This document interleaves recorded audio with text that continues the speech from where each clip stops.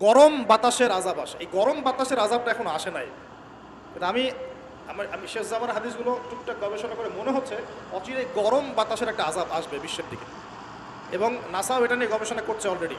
সূর্যের মধ্যে অনেক রকম বিক্রিয়া হচ্ছে, তেজস্ক্রিয় বিক্রিয়া হচ্ছে ইত্যাদি, হিলিয়াম গ্যাসের অনেক বিস্ফোরণ হচ্ছে। এইগুলোর ওয়েভ বা ফ্লোটা আস্তে আস্তে পৃথিবীর দিকে ধেয়ে আসবে। নবীজি বলেছেন ফালইয়ারতাকিবু ইনদা যালিকা রিহান হামরা। এই রিহান হামরা কথাটা এই হাদিসের মধ্যে আছে। তিরমিজির 2211 নম্বর হাদিস এটা আছে। গরম বাতাস ধেয়ে আসবে পৃথিবীতে, গরম বাতাসের আযাব, গরম বাতাসের আযাব আসবে।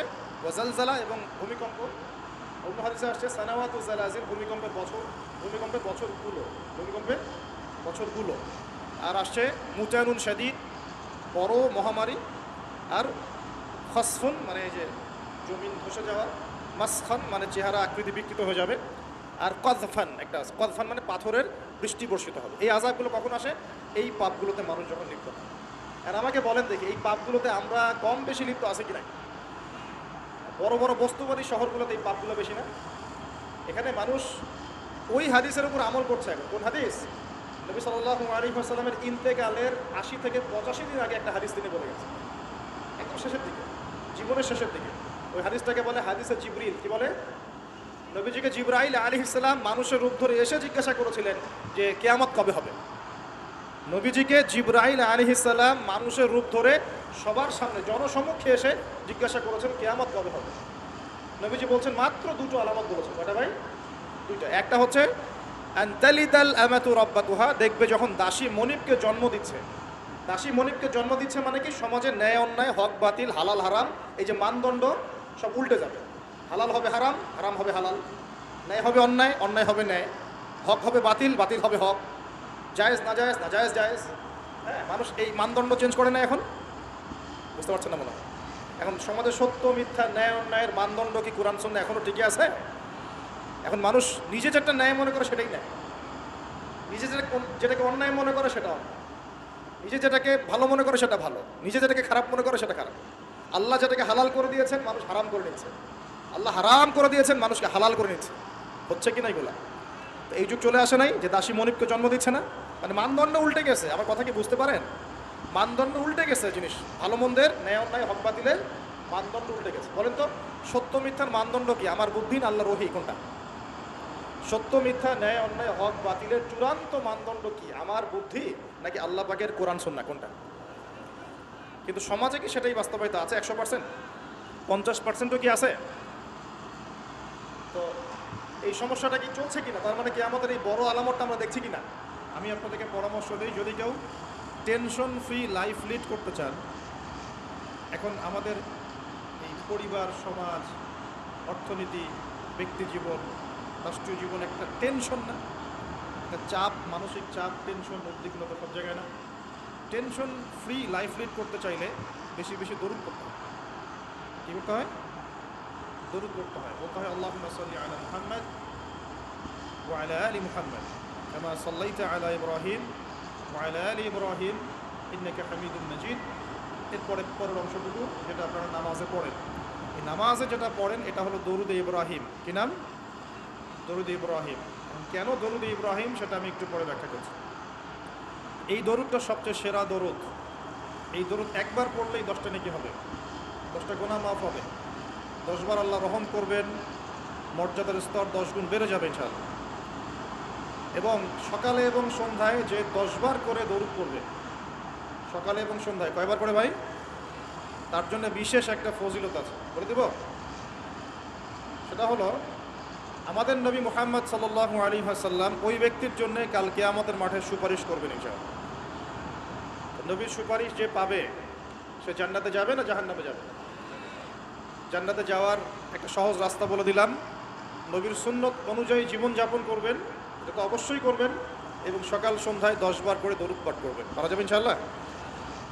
আমি লেকচার দিলে কিছু ওয়াদা নেই, আসবো, আলোচনা করব, চলে যাব, এটা হলো কিছু? কিছু ওয়াদা করবেন, নিয়াত করবেন, 1 বছরের জ্ঞানের খোরাক নেবেন, 1 বছর আমল করবেন, ইনশাআল্লাহ পরের বছর আবার দেখা হবে। আজকে প্রথম আমল কি দিলাম? সকাল সন্ধ্যায় কমপক্ষে 10 বার করে দরুদ শরীফ পড়তে হবে। রাজি আছি ইনশাআল্লাহ? কি ফজিলত তাও তো জানলেন। ফজিলত জেনে আমল করার ব্যাপারে একটা আয়াতই আছে কোরআনে, যারা মুমিন তারা বলে যে সামি'না ওয়া আতা'না, আমরা শুনলাম জানলাম মানলাম, শুনলাম মানলাম। আর যারা ইহুদি তারা বলে ওয়াকালু সামি'না ওয়া আসাইনা, আমরা শুনলাম কিন্তু মানি না। আমরা কি ইহুদিদের মতো নির্লজ্জ জাতি? ও তারা তো এখন খুব সভ্য জাতি নাকি? হ্যাঁ, এরা সারা বিশ্ব জুড়ে মুসলিমদের সাথে ফাসাদ সৃষ্টি করে বেড়ায়, এরা খুব সভ্য। হ্যাঁ, যারা আমাদের মসজিদটা বাইতুল আকসা দখল করে বসে আছে এরা খুব ভালো না? এরা মানবতার সেবক। যারা সারা বিশ্বের বিভিন্ন দেশে দেশে মুসলিমদেরকে পাখির মতো বোম মেরে হত্যা করতেছে এরা খুব ভালো মানুষ। ওদের কাছ থেকে আমাদেরকে মানবতা শিখতে হয়, তাই না ভাই? ওরা মানবতার সংজ্ঞা শিখায়। আর আমরা যখন টুপি দাড়ি পাগড়ি বোরখা এগুলো একটু টুকটাক পরার অভ্যাস করি তখন আমাদের দিকে বাঁকা চোখে তাকায়, তাই না? আমার তো এমনও মনে আছে, এগুলো স্মৃতি থেকে বলছি আর কি, আমার এখনও মনে আছে যে আমি আমার স্ত্রীকে নিয়ে রাস্তায় রাস্তায় বাড়ি ভাড়া খুঁজতাম একসময়। মানুষ আমাদেরকে বাড়ি ভাড়া দিত। কেন দিত না?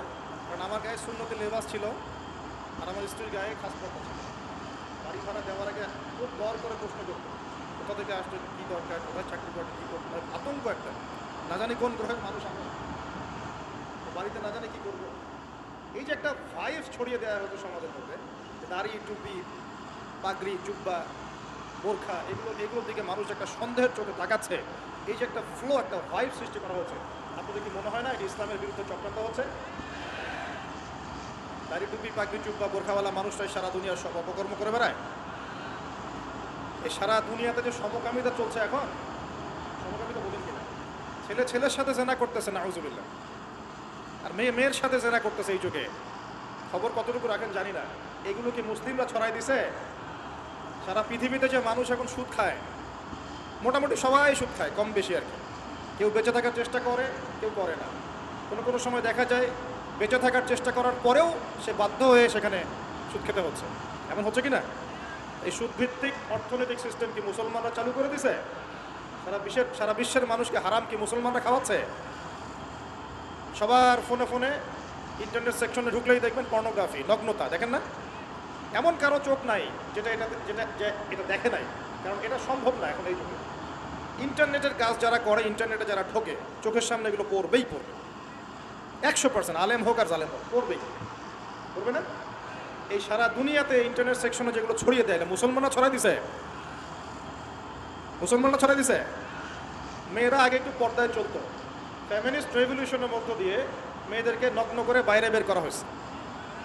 এখন মেয়েরা ছেলেদের পোশাক পরে ঘুরে বেড়ায়। হ্যাঁ, সমাজের মধ্যে এই সমস্যার কারণে জেনা বাড়ছে, পরকীয়া বাড়ছে, ব্যভিচার বাড়ছে, ধর্ষণ বাড়ছে। এই সমস্যাগুলো মুসলমানরা তৈরি করে দিছে। আমরা আগে শিখতাম কোরআন এবং সুন্নাহ কেন্দ্রিক শিক্ষা, এখন শিখতেছি পশ্চিমা ধাঁচের শিক্ষা। এই শিক্ষা কি মুসলমানরা চালু করে দিল? আগে আমরা আল্লাহ পাকের জমিনে আল্লাহর খলিফা ছিলাম। আল্লাহ পাক দুনিয়াতে আমাদের খলিফা করে বানান নাই? সূরা বাকারার প্রথম দিকে আছে না, আদম আলাইহিস সালামকে আমি সৃষ্টি করেছি কি জন্যে? আমার খলিফা হিসেবে। ওয়াইয ক্বালা রাব্বুকা লিল মালায়েকা ইন্নী জাঈলুন ফিল আরদি, খলিফা শব্দ কোরআনে নাই। তাহলে আদম আলাইহিস সালাম এই দুনিয়াতে কার খলিফা? যে আল্লাহর খলিফা সে আল্লাহ পাকের হুকুম আহকাম চালু করবে নাকি নিজের মন গড়া বিধান চালু করবে? যে আল্লাহর বিধান দিয়ে চলে সে আল্লাহর খলিফা না? আর যে আল্লাহর বিধান বাদ দিয়ে চলে সে কি আল্লাহর খলিফা না, শয়তানের খলিফা? সারা বিশ্বে এখন মানুষ কি আল্লাহর বিধান দিয়ে চলে, নিজেদের বিধান দিয়ে চলে? এই সমস্যাগুলো কি মুসলমানরা তৈরি করে দিল? সারা দেশে এবং সারা বিশ্বে দেখেন যুব সমাজ মাদকের সয়লাভ, একাকার অবস্থা। কোরআন সুন্নাহ কি মানুষকে মাদক খেতে উৎসাহিত করে, নাকি মাদকের বিরুদ্ধে কোরআন সুন্নাহ জিরো টলারেন্স কোনটা? সমাজে দেখেন মেয়েদের সাথে কি অন্যায় আচরণ করা হচ্ছে, ইফটিজিং, ধর্ষণ, এগুলো বাড়ছে না করছে? কোরআন সুন্নাহ কি পক্ষে না বিপক্ষে? সারা দুনিয়ার এই ঘর থেকে শুরু করে বিশ্বের যে সমস্যাগুলো একটা একটা করে বলতে গেলে তো 100টা বেরোবে। এই সবগুলো সমস্যা কি মুসলমানরা করে দিল? মুসলমানদের উপর এই সমস্যাগুলো চাপিয়ে দেওয়া হচ্ছে কোনটা? কিন্তু মিডিয়ার মধ্য দিয়ে, প্রযুক্তির মধ্য দিয়ে, নিজস্ব প্রিন্ট এবং ইলেকট্রনিক মিডিয়াগুলোর মধ্য দিয়ে সারা বিশ্বে ছড়িয়ে দেওয়া হয়েছে, সবচেয়ে খারাপ মানুষ মনে হয় মুসলমানরাই, তাই না? যত বাঁকা দৃষ্টি শুধু দাড়ি টুপি পাগড়ি বোরখা এগুলো। ঢাকা শহর ভূমিকম্প প্রবণ এলাকা না? ভূমিকম্পের যে পাপগুলা, সেই পাপগুলো আমি কিন্তু একটা লেকচার আলোচনা করে আসছি সিলেটে, দেখে নিয়ে অনলাইনে 15টা থেকে 20টা পাপ আছে। এই পাপগুলোতে যখন একটা জাতি লিপ্ত হয়, আল্লাহর পক্ষ থেকে আযাব আসে। কয়েকটা কথা বলছি। পাপগুলোর মধ্যে একটা হচ্ছে যে যখন মানুষ বস্তুবাদী হয়, বেশি বস্তুবাদী মানে দুনিয়া নিয়ে খুব বেশি ব্যস্ত, পরকালের ফিকির কম, আল্লাহকে ভুলে গেছে। তারপরে যখন আমানত উঠে যায়, আমানত কি হয়? উঠে যায়। তারপর যখন গনিমতের মাল মনে করে আমানত মানুষ খেয়ে ফেলতেছে, আমানত রাখা হয়েছে, গনিমতের মাল মনে করে খেয়ে ফেলে। যখন মানুষ এই মাকে কষ্ট দেয়, মাকে কষ্ট দিয়ে মানে মায়ের সাথে খারাপ ব্যবহার করে, বউয়ের আঁচল ধরে বসে থাকে। যখন মানুষ বাবাকে দূরে ঠেলে দেয়, বন্ধু বান্ধবকে কাছে টেনে নেয়। তারপরে আছে যখন গান বাজনা বাদ্যযন্ত্র বেশি হয়, মানুষের কানের কাছে যখন বাদ্যযন্ত্র বাজতে থাকে, হেডফোন দিয়ে গান শুনছে থাকে, কানের কাছে বাদ্যযন্ত্র বাজতে। তারপর যখন মানুষ মাদকদ্রব্য বেশি সেবন করা শুরু করে, যখন জেনা বেশি বেড়ে যায়, অশ্লীলতা বেশি বেড়ে যায়, ব্যভিচার বেড়ে যায়, এই পাপগুলো যখন বেড়ে যায় এবং গায়িকা নর্তকীদের সংখ্যা বেড়ে যায়। প্রতিটা কথা আরবি দিয়ে বলা আছে, আমি বলতে কোনো টাইম যেত, আমি ফোন করে বললাম। এই কাজগুলো যখন একটা সমাজের মধ্যে বেশি হয়, তখন ওই জায়গায় আল্লাহর পক্ষ থেকে 2টা মারাত্মক মানে আযাব আসে। তার মধ্যে একটা হচ্ছে মহামারী, আর একটা হচ্ছে এই ভূমিকম্প। ভূমিকম্পের সাথে চলে আসে ভূমি ধস, মানে ভূমি ধসে যায় এবং চেহারার আকৃতি পরিবর্তন হয়। আর একটা কি, হ্যাঁ, গরম বাতাসের আযাব আসে। এই গরম বাতাসের আযাবটা এখনো আসে নাই। আমি আমি শেষ জামার হাদিসগুলো টুকটাক গবেষণা করে মনে হচ্ছে অচিরে গরম বাতাসের একটা আযাব আসবে বিশ্বের দিকে, এবং নাসাও এটা নিয়ে গবেষণা করছে অলরেডি। সূর্যের মধ্যে অনেক রকম বিক্রিয়া হচ্ছে, তেজস্ক্রিয় বিক্রিয়া হচ্ছে ইত্যাদি, হিলিয়াম গ্যাসের অনেক বিস্ফোরণ হচ্ছে। এগুলোর ওয়েভ বা ফ্লোটা আস্তে আস্তে পৃথিবীর দিকে ধেয়ে আসবে। নবীজি বলেছেন ফালইয়ারতাকিবু ইনদা যালিকা রিহান হামরা। এই রিহান হামরা কথাটা এই হাদিসের মধ্যে আছে। তিরমিজির 2211 নম্বর হাদিস এটা আছে। গরম বাতাস ধেয়ে আসবে পৃথিবীর দিকে, গরম বাতাসের আযাব, গরম বাতাসের আযাব আসবে। ওয়াজালজালা এবং ভূমিকম্প। অন্য হাদিসে আসছে সানাওয়াতু জালাজিল, ভূমিকম্পের বছরগুলো। আর আসছে মুতানুন শাদীদ, বড় মহামারী। আর খসফুন মানে এই যে জমিন ধসে যাওয়া, মাসখান মানে চেহারা আকৃতি বিকৃত হয়ে যাবে। আর কযফান একটা আছে, কযফান মানে পাথরের বৃষ্টি বর্ষিত হবে। এই আযাবগুলো কখন আসে? এই পাপগুলোতে মানুষ যখন লিপ্ত হয়। আর আমাকে বলেন দেখি, এই পাপগুলোতে আমরা কম বেশি লিপ্ত আছে কি নাই? বড় বড় বস্তুবাদী শহরগুলোতে এই পাপগুলো বেশি না? এখানে মানুষ ওই হাদিসের উপর আমল করছে। এখন কোন হাদিস? নবী সাল্লাল্লাহু আলাইহি ওয়াসাল্লামের ইন্তেকালের 80 থেকে 85 দিন আগে একটা হাদিস তিনি বলে গেছেন, একদম শেষের দিকে, জীবনের শেষের দিকে। ওই হাদিসটাকে বলে হাদিসে জিবরিল। কি বলে? নবীজিকে জিবরাইল আলাইহিস সালাম মানুষের রূপ ধরে এসে জিজ্ঞাসা করেছিলেন যে কিয়ামত কবে হবে। নবীজিকে জিবরাইল আলাইহিস সালাম মানুষের রূপ ধরে সবার সামনে জনসমক্ষে এসে জিজ্ঞাসা করেছেন কিয়ামত কবে হবে। নবীজি বলছেন মাত্র 2টো আলামত বলেছেন। দাদা ভাই, দুটো। একটা হচ্ছে আনতালিদাল আমাতু রাব্বাতুহা, দেখবে যখন দাসী মনিবকে জন্ম দিচ্ছে। দাসী মনিবকে জন্ম দিচ্ছে মানে কি? সমাজের ন্যায় অন্যায়, হক বাতিল, হালাল হারাম, এই যে মানদণ্ড সব উল্টে যাবে। হালাল হবে হারাম, হারাম হবে হালাল, ন্যায় হবে অন্যায়, অন্যায় হবে ন্যায়, হক হবে বাতিল, বাতিল হবে হক, জায়েজ না জায়েজ না জায়েজ জায়েজ। মানুষ এই মানদণ্ড চেঞ্জ করে না এখন, বুঝতে পারছে না। এখন সমাজে সত্য মিথ্যা ন্যায় অন্যায়ের মানদণ্ড কি কোরআন সুন্নাহ এখনো টিকে আছে? এখন মানুষ নিজে যেটা ন্যায় মনে করে সেটাই ন্যায়, নিজে যেটাকে অন্যায় মনে করে সেটাও, নিজে যেটাকে ভালো মনে করে সেটা ভালো, নিজে যেটাকে খারাপ মনে করে সেটা খারাপ। আল্লাহ যেটাকে হালাল করে দিয়েছেন মানুষ হারাম করে নিচ্ছে, আল্লাহ হারাম করে দিয়েছেন মানুষকে হালাল করে নিচ্ছে। হচ্ছে কি না এগুলা? এই যুগ চলে আসে নাই যে দাসী মনিবকে জন্ম দিচ্ছে না?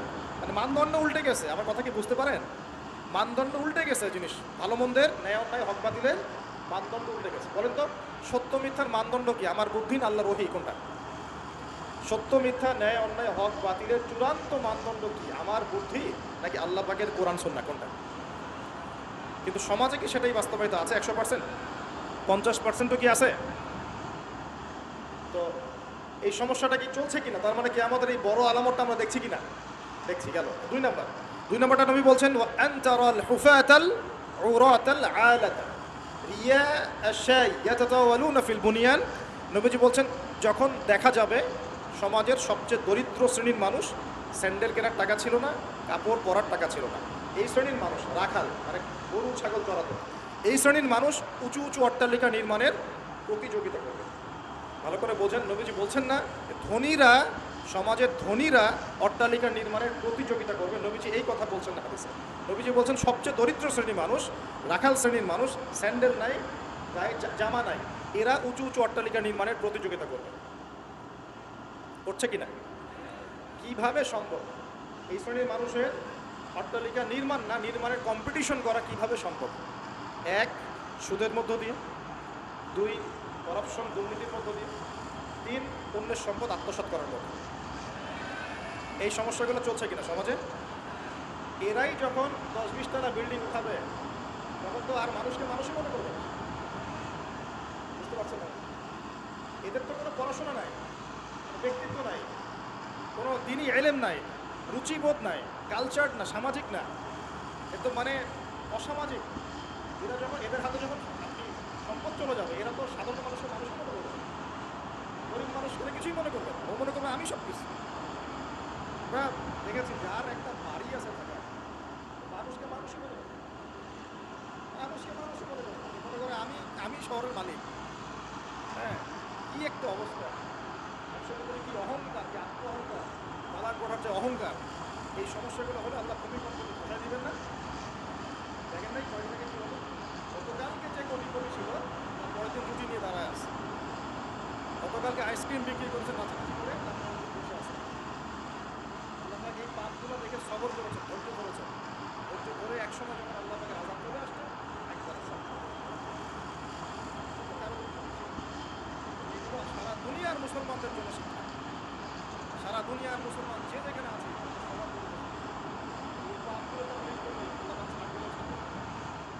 ছাড় দিবেন, কিন্তু ছাড়বেন না। মানুষের মধ্যে এখন সম্পদের যে অহমিকা, গরিব মানুষকে মানুষই মনে করে, খেতে খাওয়া মানুষকে মানুষই মনে করে, রিক্সাওয়ালা যারা নিম্নবিত্ত, নিম্ন মধ্যবিত্ত, এই মানুষগুলোকে এখন বড় লোকের মানুষই মনে করে। জাকাত তো দেয়ই না, জাকাত তো তার উপরে এই জাকাত তো দেয়ই না যে এই খাবার তার কাছে কীভাবে তাদের সম্পদ মূল্য করে খাওয়া যাবে? নিলেও যে কত তো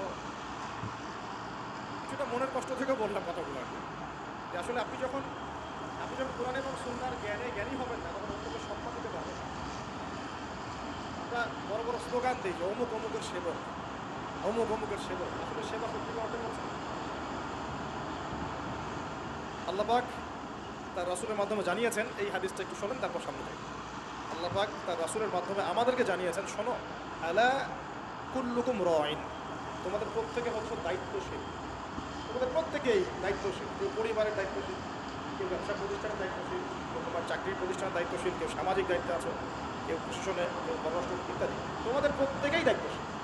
কুল্লুকুম রাইন ওয়া কুল্লুকুম মাসউলুন আন রাইয়াতিহি, এবং তোমাদের প্রত্যেককে যার যার দায়িত্ব সম্পর্কে আল্লাহ কিয়ামতের মাঠে জিজ্ঞাসা করবেন। আমরা কি উত্তর দেওয়ার জন্য প্রস্তুত আছি ভাই? সবার আগে আমি দেখি আমি আমার উপর দায়িত্বশীল না?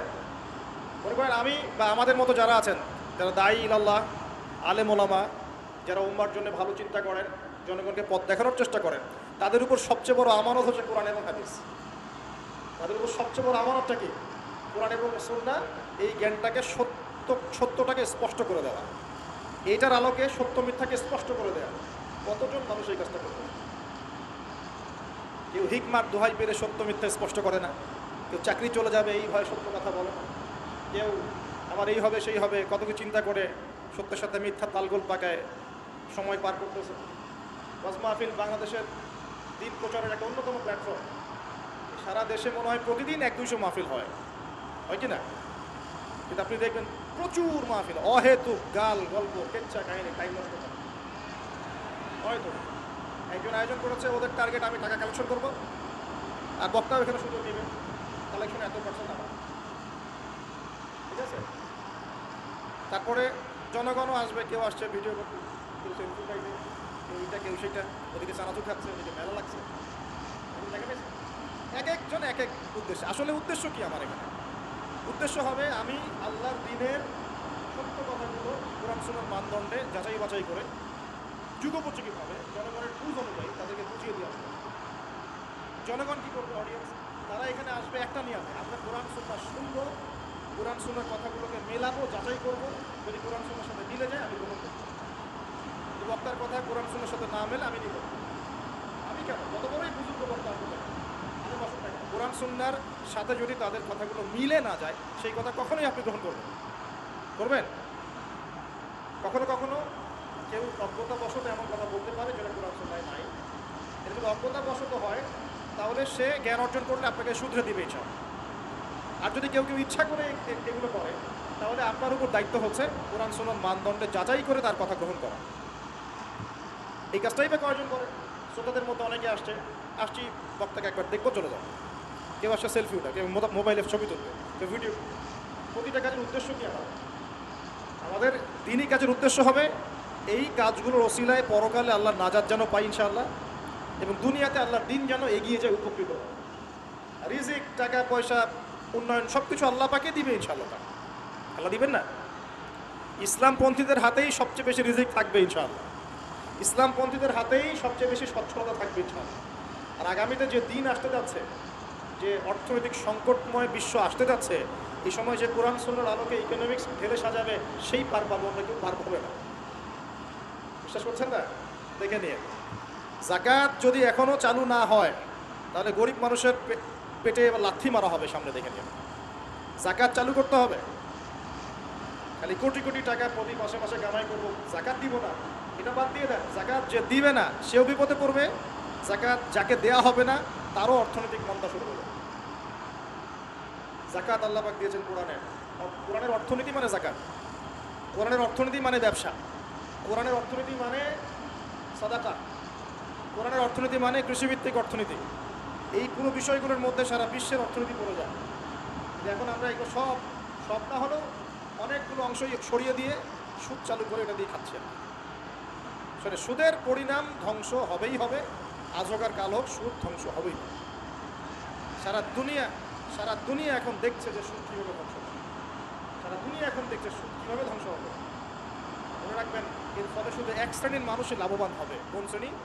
যারা বুর্জোয়া শ্রেণী, যারা পুঁজিবাদী শ্রেণী, যারা ধনিক শ্রেণী, যাদের হাতে সম্পত্তি কুণ্ঠিগত থাকবে, এরা হয়তো পার পেয়ে যাবে এই দুনিয়াতে।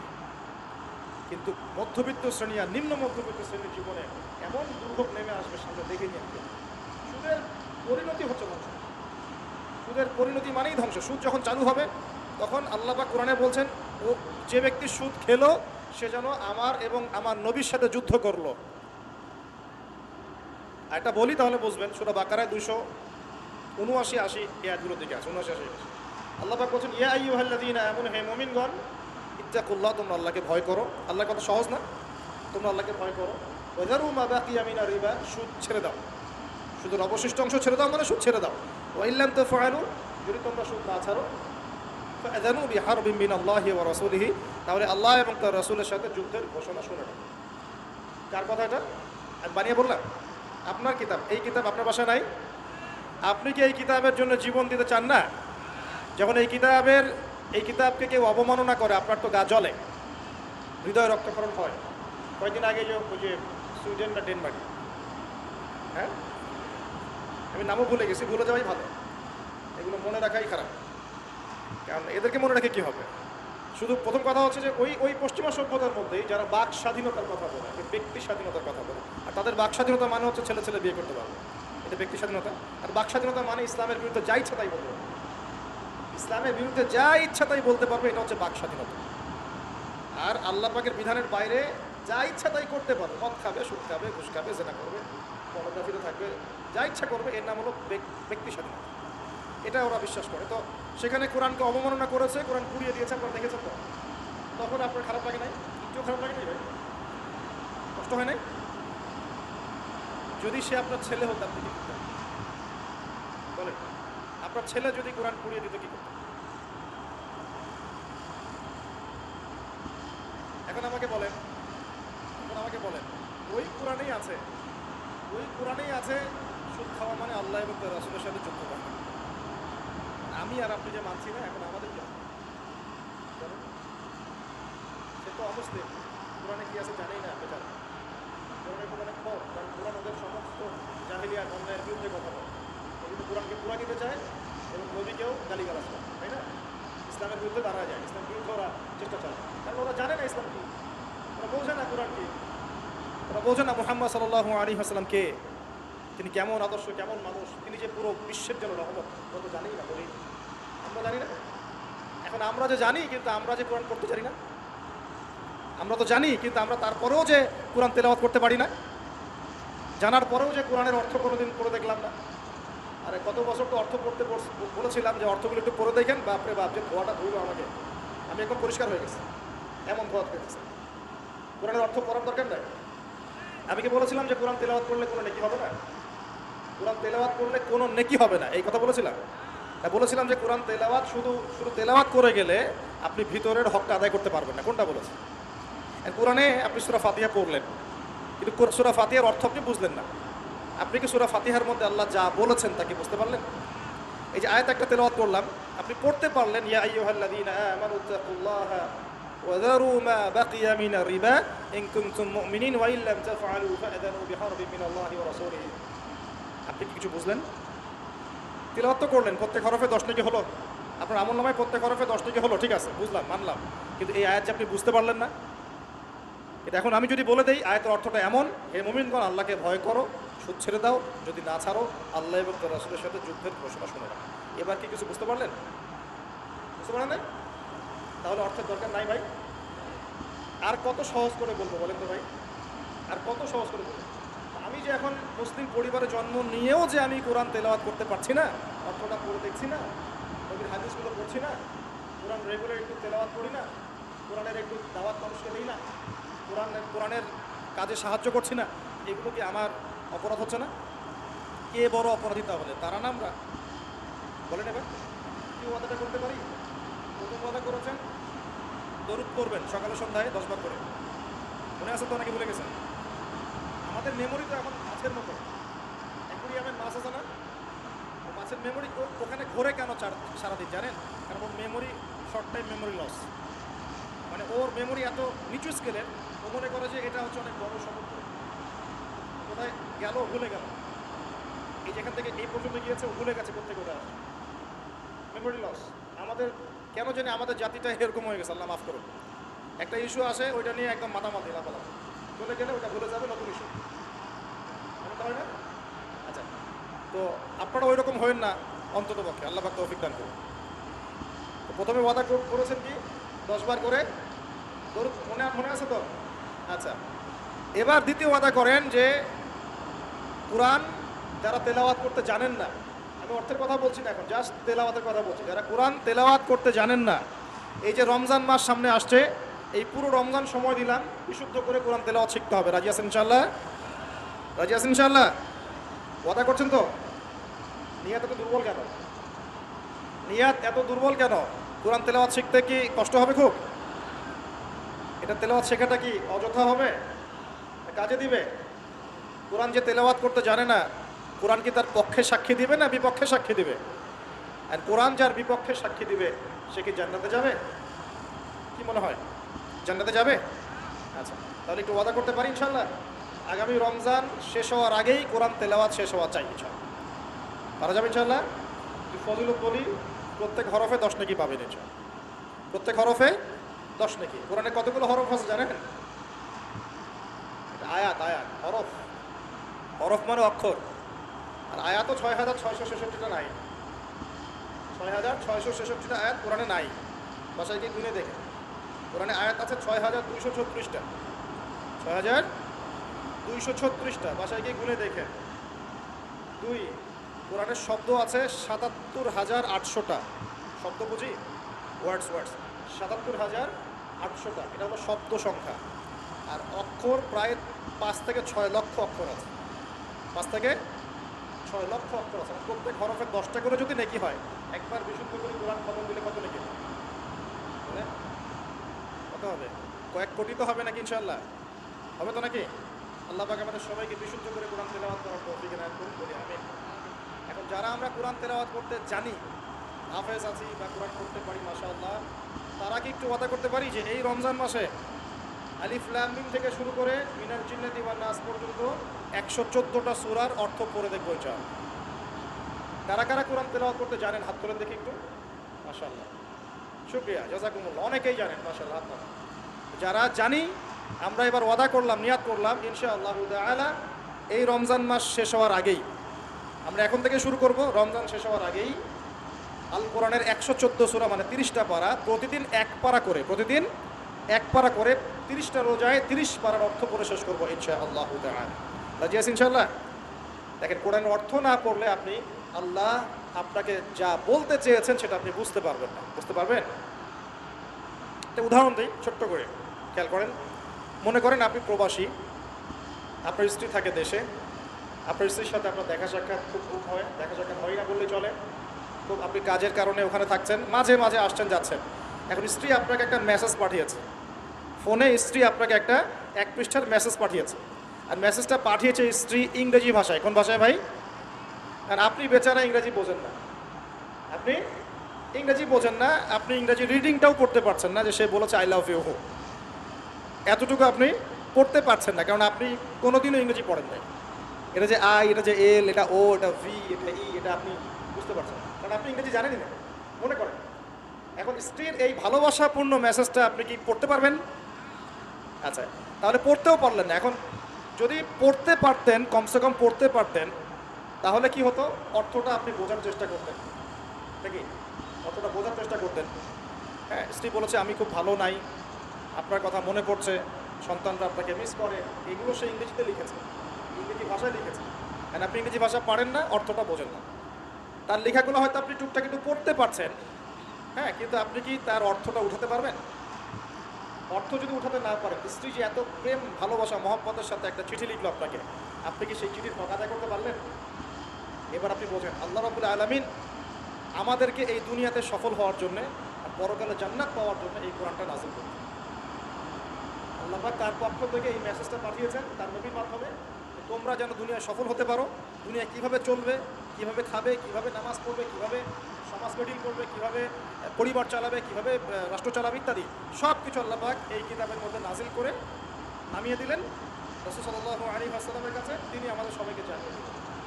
বেচারা আমি যদি এই ভাষাও না বুঝি আর এটা পড়তেও না জানি, আমি কি আল্লাহ পাকের সেই মহব্বতের হক আদায় করতে পারবো? এটাই হলো আমাদের উম্মার এখন সবচেয়ে বড় সমস্যা। আমরা আল্লাহ পাকের কিতাবের হক আদায় করতে পারবো কেমন করে পারবো? কিতাব তো পড়তেই পারি না। অনেকে মনে করে এই কিতাব আমার পড়ার দরকার নাই, আলেম ওলামারা পড়লেই হবে, তাই না? এমন মানসিকতা আছে না? আরে ভাই আমি এত বুঝি না, আমি সাধারণ মুসলমান, হ্যাঁ, আমার এত সময় নাই, পরিবার আছে, ব্যবসা আছে, আমি খালি হাইয়া আলাস সালাহ বললে মসজিদে যাবো, ব্যাস বাসায় চলে আসবো। এরকম মুসলমান দিয়ে আল্লাহর জমিন আল্লাহর দিন প্রতিষ্ঠা হবে না। এরকম মুসলমান দিয়ে আল্লাহর জমিন আল্লাহর দিন প্রতিষ্ঠা হয় না। আল্লাহ পাকের জমিনে আল্লাহর দিন প্রতিষ্ঠা হয় কাদের দ্বারা? যারা জ্ঞান অর্জন করে, জ্ঞান অনুযায়ী আমল করে, শরীয়তের গভীর জ্ঞান অর্জন করে, ওই জ্ঞানটাকে মানুষের মধ্যে ছড়ায় দেয়, দিনের দাওয়াতি কাজ করে, হালাল খায়, পরিবারের মধ্যে দিন প্রতিষ্ঠা করে, নামাজ কায়েম করে ইত্যাদি, মানুষকে ঐক্যবদ্ধ করার চেষ্টা করে, ইসলামকে একটু একটু করে এগিয়ে নেয়। যাদের এসব নিয়ে কোনো ফিকিরই নাই, তাদের দ্বারা কে দিন প্রতিষ্ঠা লাভ করবে? তো প্রিয় ভাইয়েরা, আমার রিকোয়েস্ট, যারা কোরআন তেলাওয়াত করতে জানি মাশাআল্লাহ বা হাফেজ আছি এখানে উপস্থিত, রমজান মাস শেষ হওয়ার আগেই 114 সূরার অর্থ করে শেষ করে দেবো ইনশাআল্লাহ। রাজি আছি ইনশাআল্লাহ? আল্লাহ পাক আমাকে সবার আগে আমাকে তৌফিক দান করুন, এরপর আপনাদের সবাইকে তৌফিক দান করুন। কটা ওয়াদা করলেন আজকে? মনে আছে তো? আচ্ছা, 10টা ওয়াদা নিব আপনাদের কাছে ইনশাআল্লাহ। 4 নাম্বার হচ্ছে, আমার সাথে ওয়াদা করেন, এই যে মেরাজের রাত চলে গেল, যদিও ভাই তারিখটা নিয়ে অনেক পক্ষে বিপক্ষের কথা আছে, একদম স্পেসিফিকলি এটা বলা খুব ডিফিকাল্ট যে এই রাতেই হয়েছে। 27 রজব করেন না, 27 রজব করেন না, এই রাতেই হয়েছিল, এটি স্পেসিফিকলি একদম 100% নিশ্চিত করে বলাটা ডিফিকাল্ট। কারণ কোরআনে বা সুন্নাহয় কোথাও এই তারিখটা মেনশন করা নেই। বড় বড় আলেমদেরকে জিজ্ঞাসা করুন, কোরআনে এবং সুন্নাহয় কোনো জায়গায় তারিখটা মেনশন করা নাই। যেমন আমরা বলি লাইলাতুল কদর রমজান মাসের শেষ দশকে, বলি না? লাইলাতুল কদর কখন? রমজানের শেষ দশকের বিজোর রাতে, তাই না? রমজানের শেষ দশকের 21, 23, 25, 27, 29 যে কোনো একটা রাত হবে লাইলাতুল কদর, এটা আমরা জানি।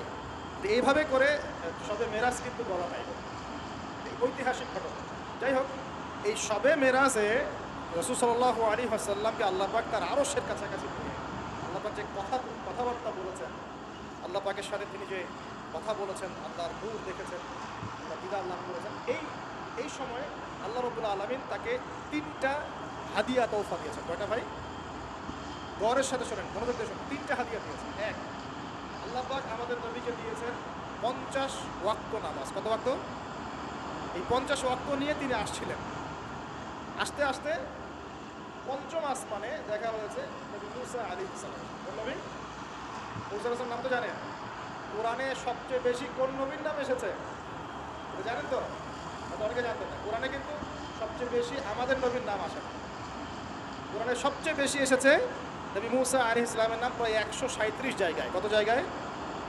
আরও কম বেশি হতে পারে, এটা আমাদের ছোট্ট গবেষণা, আল্লাহু আ'লাম বিসওয়াব। তো কারণ কোরআন খুললেই দেখবেন মুসা আর ফেরাউন, মুসা আর ফেরাউন আছে না? এখানে একটা প্রশ্ন করে রাখি, পরে উত্তর দিবেন। কেন কোরআনে মুসা আলাইহিস সালাম আর ফেরাউনের ঘটনা এত বেশি বর্ণিত হয়েছে? ভাবতে থাকেন, পরে উত্তর দিবেন। কেন কোরআনে নবী মুসা আলাইহিস সালাম এবং ফেরাউনের নাম এত বেশি, এতবার কেন এই ঘটনা বলা হয়েছে? কোরআনে কি আল্লাহ শব্দের কোনো অপচয় করতে চান? তাহলে এতবার করে একটা কথা কেন বলছেন? আর কোরআনে কি আল্লাহ পাক অহেতুক কিছু নাযিল করেন? নিশ্চয়ই পিছনে কোনো কারণ আছে বলেই করেন। কোনো কারণ ছাড়া কি আল্লাহ পাক কোনো কাজ করেন? আচ্ছা, তার মানে এর পিছনে কোনো কারণ আছে। এই যে একটা সূরা আপনারা পড়েন, সূরা আর রহমান। সূরা আর রহমানের মধ্যে পড়েন না, আর রহমান আল্লামাল কোরআন খালাকাল ইনসান আল্লামাহুল বায়ান, পড়েন না? আচ্ছা, এই সূরার মধ্যে 31 বার এসেছে ফাবিআইয়ি আলাই রাব্বিকুমা। আমি যদি বলি যে 31 বার কেন এই আয়াতটা আসলো, এতবার কেন? একটা সূরার মধ্যে এতবার একটা কথা বলার কি দরকার? আল্লাহ পাক তো কোরআনে শব্দের অপচয় করতে চান না, তাহলে এতবার করে আল্লাহ পাক কেন বলছেন এই কথা? এই দুটো উত্তর আলোচনার শেষে আমি যুবকদের কাছ থেকে শুনবো, ইনশাআল্লাহ। ভাবতে থাকেন, সূরা আর রহমানে কেন এতবার ফাবিআইয়ি আলাই রাব্বিকুমা তুকাযযিবান বলা হয়েছে, এবং মুসা এবং ফিরআউনের ঘটনা এতবার কেন এসেছে? আমাদের উম্মাহকে আল্লাহ কি শেখাতে চাচ্ছে? ভাবার বিষয় আছে কিনা ভাই? কোরআন নিয়ে মানুষ ভাববে কখন? যখন পড়বে, বুঝবে, তখন তো ভাববে নাকি? একটা বিষয় যখন পড়ে, বোঝে, গবেষণা করে, তখন না মাথায় এগুলো খেলে। কোরআন তো সেই খুলেছিলাম বাবা মারা যাওয়ার সময়, বাবার মৃত্যুবার্ষিকীতে, বাবার 40 দিনের দিন। হ্যাঁ, ওই যে কবে আমার ছেলে অসুস্থ হয়েছিল, ওই দিন কোরআন খুলে ঝাড়ফুঁক করেছিল। এগুলোই তো কোরআনের সাথে আমাদের সম্পর্ক। একটু চেক করে দেখেন, লাস্ট কত মিনিট আগে আপনি হোয়াটসঅ্যাপ চেক করেছেন, দেখবেন আধা ঘন্টা আগে। লাস্ট কত ঘন্টা আগে আপনি ইউটিউব চেক করেছেন, দেখবেন 1 ঘন্টা আগে চেক করেছেন। লাস্ট কত ঘন্টা আগে আপনি ফেসবুক স্ক্রল করেছেন, দেখবেন 10 মিনিট আগে, 15 মিনিট আগে, 20 মিনিট আগে। এখন আমল নামা স্ক্রল করে দেখেন লাস্ট কবে কোরআন খুলেছেন, কবে শেষ কোরআন খুলে দেখেছেন, কে কবে শেষ কোরআন খুলে দেখেছেন। কোরআনের সাথে যদি এমন সম্পর্ক হয়, হে মুসলিম জাতি, আমাদের আল্লাহর গজব থেকে বাঁচার কোনো সম্ভাবনা নেই। আল্লাহ পাক আমাদেরকে কোরআনের সাথে সম্পর্ক করার তৌফিক দান করুন। যে কোরআনের সাথে সম্পর্ক করতে পেরেছে, সে সরাসরি আল্লাহর সাথে সম্পর্ক করতে পেরেছে। যার সাথে কোরআনের সম্পর্ক নাই, সে আল্লাহর মারেফত থেকে বহু দূরে অবস্থান করছে। আল্লাহর মারেফত এইভাবে পাওয়া যায় না, অনেক ত্যাগ তিতিক্ষার মধ্য দিয়ে পেতে। আল্লাহ পাকের মারেফত পাওয়ার সবচাইতে শ্রেষ্ঠ মাধ্যম হচ্ছে কোরআনুল কারীম। এছাড়া এর চেয়ে শ্রেষ্ঠ কোনো মাধ্যম নেই। হ্যাঁ, সালাত আছে, একটা ইবাদত, এটা হচ্ছে বিধান। এই বিধান এবং এর তেলাওয়াত, আল্লাহ পাকের কালাম, এর মধ্য দিয়ে আল্লাহ পাকের মারেফত লাভ করা যাবে ইনশাআল্লাহ। আল্লাহর সাথে আপনি সরাসরি কথা বলতে পারবেন। আপনি কি আল্লাহর সাথে কথা বলতে চান না? আল্লাহ পাক কী বলছেন, কেন বলছেন, আপনার সাথে আপনার প্রতি আল্লাহ পাক কী নসিহত করছেন, আপনি কি জানতে চান না, শুনতে চান না? মুসা আলাইহিস সালাম পঞ্চম আসমানে আমাদের নবীকে বলছেন 50 ওয়াক্ত নামাজ আপনার উম্মত পড়তে পারবে না, আপনি কমিয়ে নিয়ে আসেন। আমার উম্মতকে 2 ওয়াক্ত নামাজ দেওয়া হয়েছিল, পড়তে পারে নাই। তার উম্মতের নাম কি? মুসা আলাইহিস সালামের উম্মতের নাম কি বলেন? বনু ইসরাইল। কিন্তু বনু ইসরাইল তারও আগ থেকেই ছিল। বনু ইসরাইল বলা হয় ইয়াকুব আলাইহিস সালামের বংশধরদেরকে। মুসা আলাইহিস সালামের কম দাবি করে, এখন যারা ইহুদি তারা দাবি করে যে আমরা মুসা আলাইহিস সালামের কম। কিন্তু সত্য কথা হচ্ছে যে যারা এই দাবিটা করে এরা সত্যিকারের বনু ইসরাইল নয়। এরা হচ্ছে ইউরোপিয়ান জিউস, ইউরোপ থেকে এসেছে, এরা ইউরোপিয়ান জিউস, এরা সত্যিকারের বনু ইসরাইল নয়। এটা মাথায় রাখবেন। আচ্ছা, আর যারা বলে আমরা নাসারা বা খ্রিস্টান, এরাও সত্যিকারের খ্রিস্টান নয়। সত্যিকারের খ্রিস্টানরা কখনো 3 খোদায় বিশ্বাস করতো না। তারা বিশ্বাস করতো আল্লাহ ছাড়া কোনো ইলাহ নাই এবং আল্লাহ পাকের কোনো সন্তান নেই, তারা বিশ্বাস করতো। তারা বিশ্বাস করতো ঈসা আলাইহিস সালাম আল্লাহর সন্তান নয়। সত্যিকারের খ্রিস্টান ছিল বাদশাহ নাজাশী। কি নাম? নাম শোনেন নাই? বাদশাহ নাজাশী ছিল নবী সাল্লাল্লাহু আলাইহি ওয়াসাল্লামের সময় এমন একজন খ্রিস্টান শাসক যার রাজ্যে কেউ জুলুমের শিকার হতো না। মুসলমানরা একসময় সেই রাজ্যে আশ্রয় নিয়েছিল এই মুশরিকদের অত্যাচার থেকে বাঁচার জন্য। এই বাদশাহ নাজাশী মুসলমানদেরকে আশ্রয় দিয়েছিল, তাদের ভরণ পোষণ দেখাশোনা সব কিছু করেছিল। এই বাদশাহ নাজাশী যখন মারা যায়, আমাদের নবী নিজে তার গায়ে বানা জানাজার নামাজ পড়েছে। তারা ছিল প্রকৃত খ্রিস্টান, যার সামনে জাফর রাদিয়াল্লাহু আনহু সূরা মারিয়াম তেলাওয়াত করেছিলেন। সূরা মারিয়ামের তেলাওয়াত শুনেই তিনি চোখ দিয়ে দরদর করে কান্না শুরু করেছেন। তো মনে রাখবেন, এখনকার ইউরোপিয়ান জিউসরা কিন্তু প্রকৃত বনু ইসরাইল নয়, এটা মাথায় রাখবেন। তারপরে সামনে যান। মুসা আলাইহিস সালাম কমাতে চাপ দিচ্ছেন। নবী সাল্লাল্লাহু আলাইহি ওয়াসাল্লাম একবার যাচ্ছেন 50 থেকে 45, 45 থেকে 40, 40 থেকে 35, এই করতে করতে করতে করতে 5 ওয়াক্ত নামাজ। কত ওয়াক্ত? 5 ওয়াক্ত। এবার মুসা আলাইহিস সালাম বলছেন আরও কমায় নিয়ে আসুন, আমার উম্মত 2 ওয়াক্ত নামাজ পড়তে পারে নাই, আপনি আরও কমিয়ে নিয়ে আসুন। তখন নবী সাল্লাল্লাহু আলাইহি ওয়াসাল্লাম বলছেন, আমি আমার রবের কাছে এই আরজি পেশ করতে লজ্জা বোধ করছি। কী বোধ করছি? লজ্জা বোধ করছি। তারপর আল্লাহ রাব্বুল আলামিন বললেন যে তোমার উম্মতের উপর আমি 5 ওয়াক্ত নামাজই ফরজ করলাম, এই হাদিয়া দিলাম, কিন্তু তারা যদি 5 ওয়াক্ত নামাজ পড়ে 50 ওয়াক্তের নেকি দেওয়া হবে। আর কিছু চাই ভাই? 5 ওয়াক্ত নামাজ পড়লে আমরা প্রতিদিন 50 ওয়াক্ত নামাজ পড়ছি। শুধু তাই নয়, আল্লাহ পাক বলে দিলেন তোমার উম্মতের কোনো ব্যক্তি যে কোনো ভালো কাজ করুক না কেন, তাকে 10 গুণ বাড়ায় দেওয়া হবে। 1 টাকা দান করেছেন, 10 টাকার নেকি দেওয়া হবে। 1 রাকাত নামাজ পড়লেন, 10 রাকাতের নেকি দেওয়া হবে। একটা সেজদা করলেন, 10টা সেজদার নেকি পাওয়া যাবে। একবার সুবহানাল্লাহ বললেন, 10 বার সুবহানাল্লাহ বলার নেকি পাওয়া যাবে। একবার সূরা ফাতিহা বললেন, 10 বার পড়ার নেকি পাওয়া যাবে। এতিমের মাথায় একবার হাত বুলিয়েছেন, 10টা এতিমের মাথায় হাত বোলানোর নেকি হবে। একটা বিয়ে করলে তাহলে 10টা বিয়ের নেকি হবে নাকি ভাই? হ্যাঁ, আচ্ছা, হ্যাঁ হ্যাঁ, স্ত্রীর মুখে যদি খাবার তুলে দেন, স্ত্রীর মুখে যদি খাবার তুলে দেন, এই খাবার তুলে দেওয়ার বিনিময়েও আল্লাহ পাক নেকি দিবেন। এমনকি স্ত্রীর দিকে যে নেক নজর বলি না, স্ত্রীর দিকে যে তাকাচ্ছেন, এই তাকানোর বিনিময়ে আপনার নেকি হবে। দেখেন শয়তান কত স্মার্ট। যেদিকে তাকালে আমাদের নেকি হয় ওই দিকে দেখতে এখন ভালো লাগে না, যেদিকে তাকালে গোনা ওই দিকে দেখতে ভালো লাগে, তাই না? এই সব অবস্থা। এখন সমাজে একটা বড় ব্যাধির নাম হচ্ছে জেনা আর পরকিয়া। জেনা সবখানেই জেনা, রাস্তাঘাটে, স্কুলে, কলেজে, বিশ্ববিদ্যালয়ে তো আমরা করেছি মাশাআল্লাহ। আমরা তো 10 বছর আগের স্টুডেন্ট ছিলাম। ওই সময় দেখতাম যে মেয়েদের কোলে ছেলেরা শুয়ে থাকতো, মেয়েরা ওরা গোল হয়ে গ্রুপ স্টাডি করতো, মানে গোল হয়ে একটা বই নিয়ে পড়াশোনা করতো, ওটার নাম নাকি গ্রুপ স্টাডি। ছেলে মেয়ে সবাই একসাথে আসতো। কোনো কোনো সময় দেখা যেত ক্যাম্পাসে হাট থেকে দেখা যেত যে মেয়ের যে ভাই গুরুর উপরে মাথা দিয়ে ছেলে বই পড়তেছে। জেনা নয় কি এগুলো? নাকি ভালো কাজ? এখন তো এর চেয়ে তো মারাত্মক কিছু হয়, তাই না ভাই? এখন তো এই যুগ পার হয়ে গেছে। আগে চিঠি দেওয়ার যুগ ছিল, এখন চিঠি দেওয়ার যুগ টুক নেই, এখন একদম সরাসরি সব কিছু, তাই না? একটা পাপের কারণে আল্লাহ পাকের মহামারী নেমে আসে, আল্লাহ পাকের পক্ষ থেকে মহামারী নেমে আসে। সেই পাপটার নাম হলো ফাহেশা, অশ্লীলতা, নোংরামি, জেনা, ব্যভিচার, পরকে, যে নোংরামি না এগুলো, এই এই এই এই পাপগুলোর কারণে আল্লাহর পক্ষ থেকে এমন এমন রোগ ব্যাধির জন্ম হয় যে রোগগুলো আগে বিশ্বের মধ্যে ছিল না। এই কথাটা হাদিসের মধ্যে আছে। অবৈধ জেনা এবং ব্যভিচার, পরকে, এইসব সম্পর্কের কারণে আল্লাহর পক্ষ থেকে এমন কিছু আযাব আসে, এমন কিছু রোগ আসে, ব্যাধি আসে, মুসিবত আসে, যা এই দুনিয়াতে আগে কখনো ছিল না।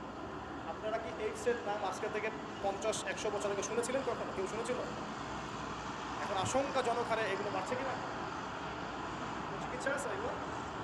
মনে করছেন এগুলো কি আল্লাহর পক্ষ থেকে আযাব না? আল্লাহর আযাব না এগুলো? আমরা এখন এমন একটা জায়গায় চলে আসছি, আসলে কী বলবো, এখনকার নিউজগুলো এমন যে কোনো জায়গায় কোনো ক্ষেত্রে দেখা যায় যে বৈধ সম্পর্ক যেগুলো আছে না, বৈধ সম্পর্ক মাহরাম, মাহরামদের মধ্যেও অবৈধ যৌন সম্পর্ক চলতেছে। এগুলো পেপার পত্রিকা আসে, এগুলো দেখা যায় না, অনলাইন ঢুকলে দেখা যায়। আল্লাহ পাক আমাদের সবাইকে চরিত্র পবিত্র রাখার তৌফিক দান করেন।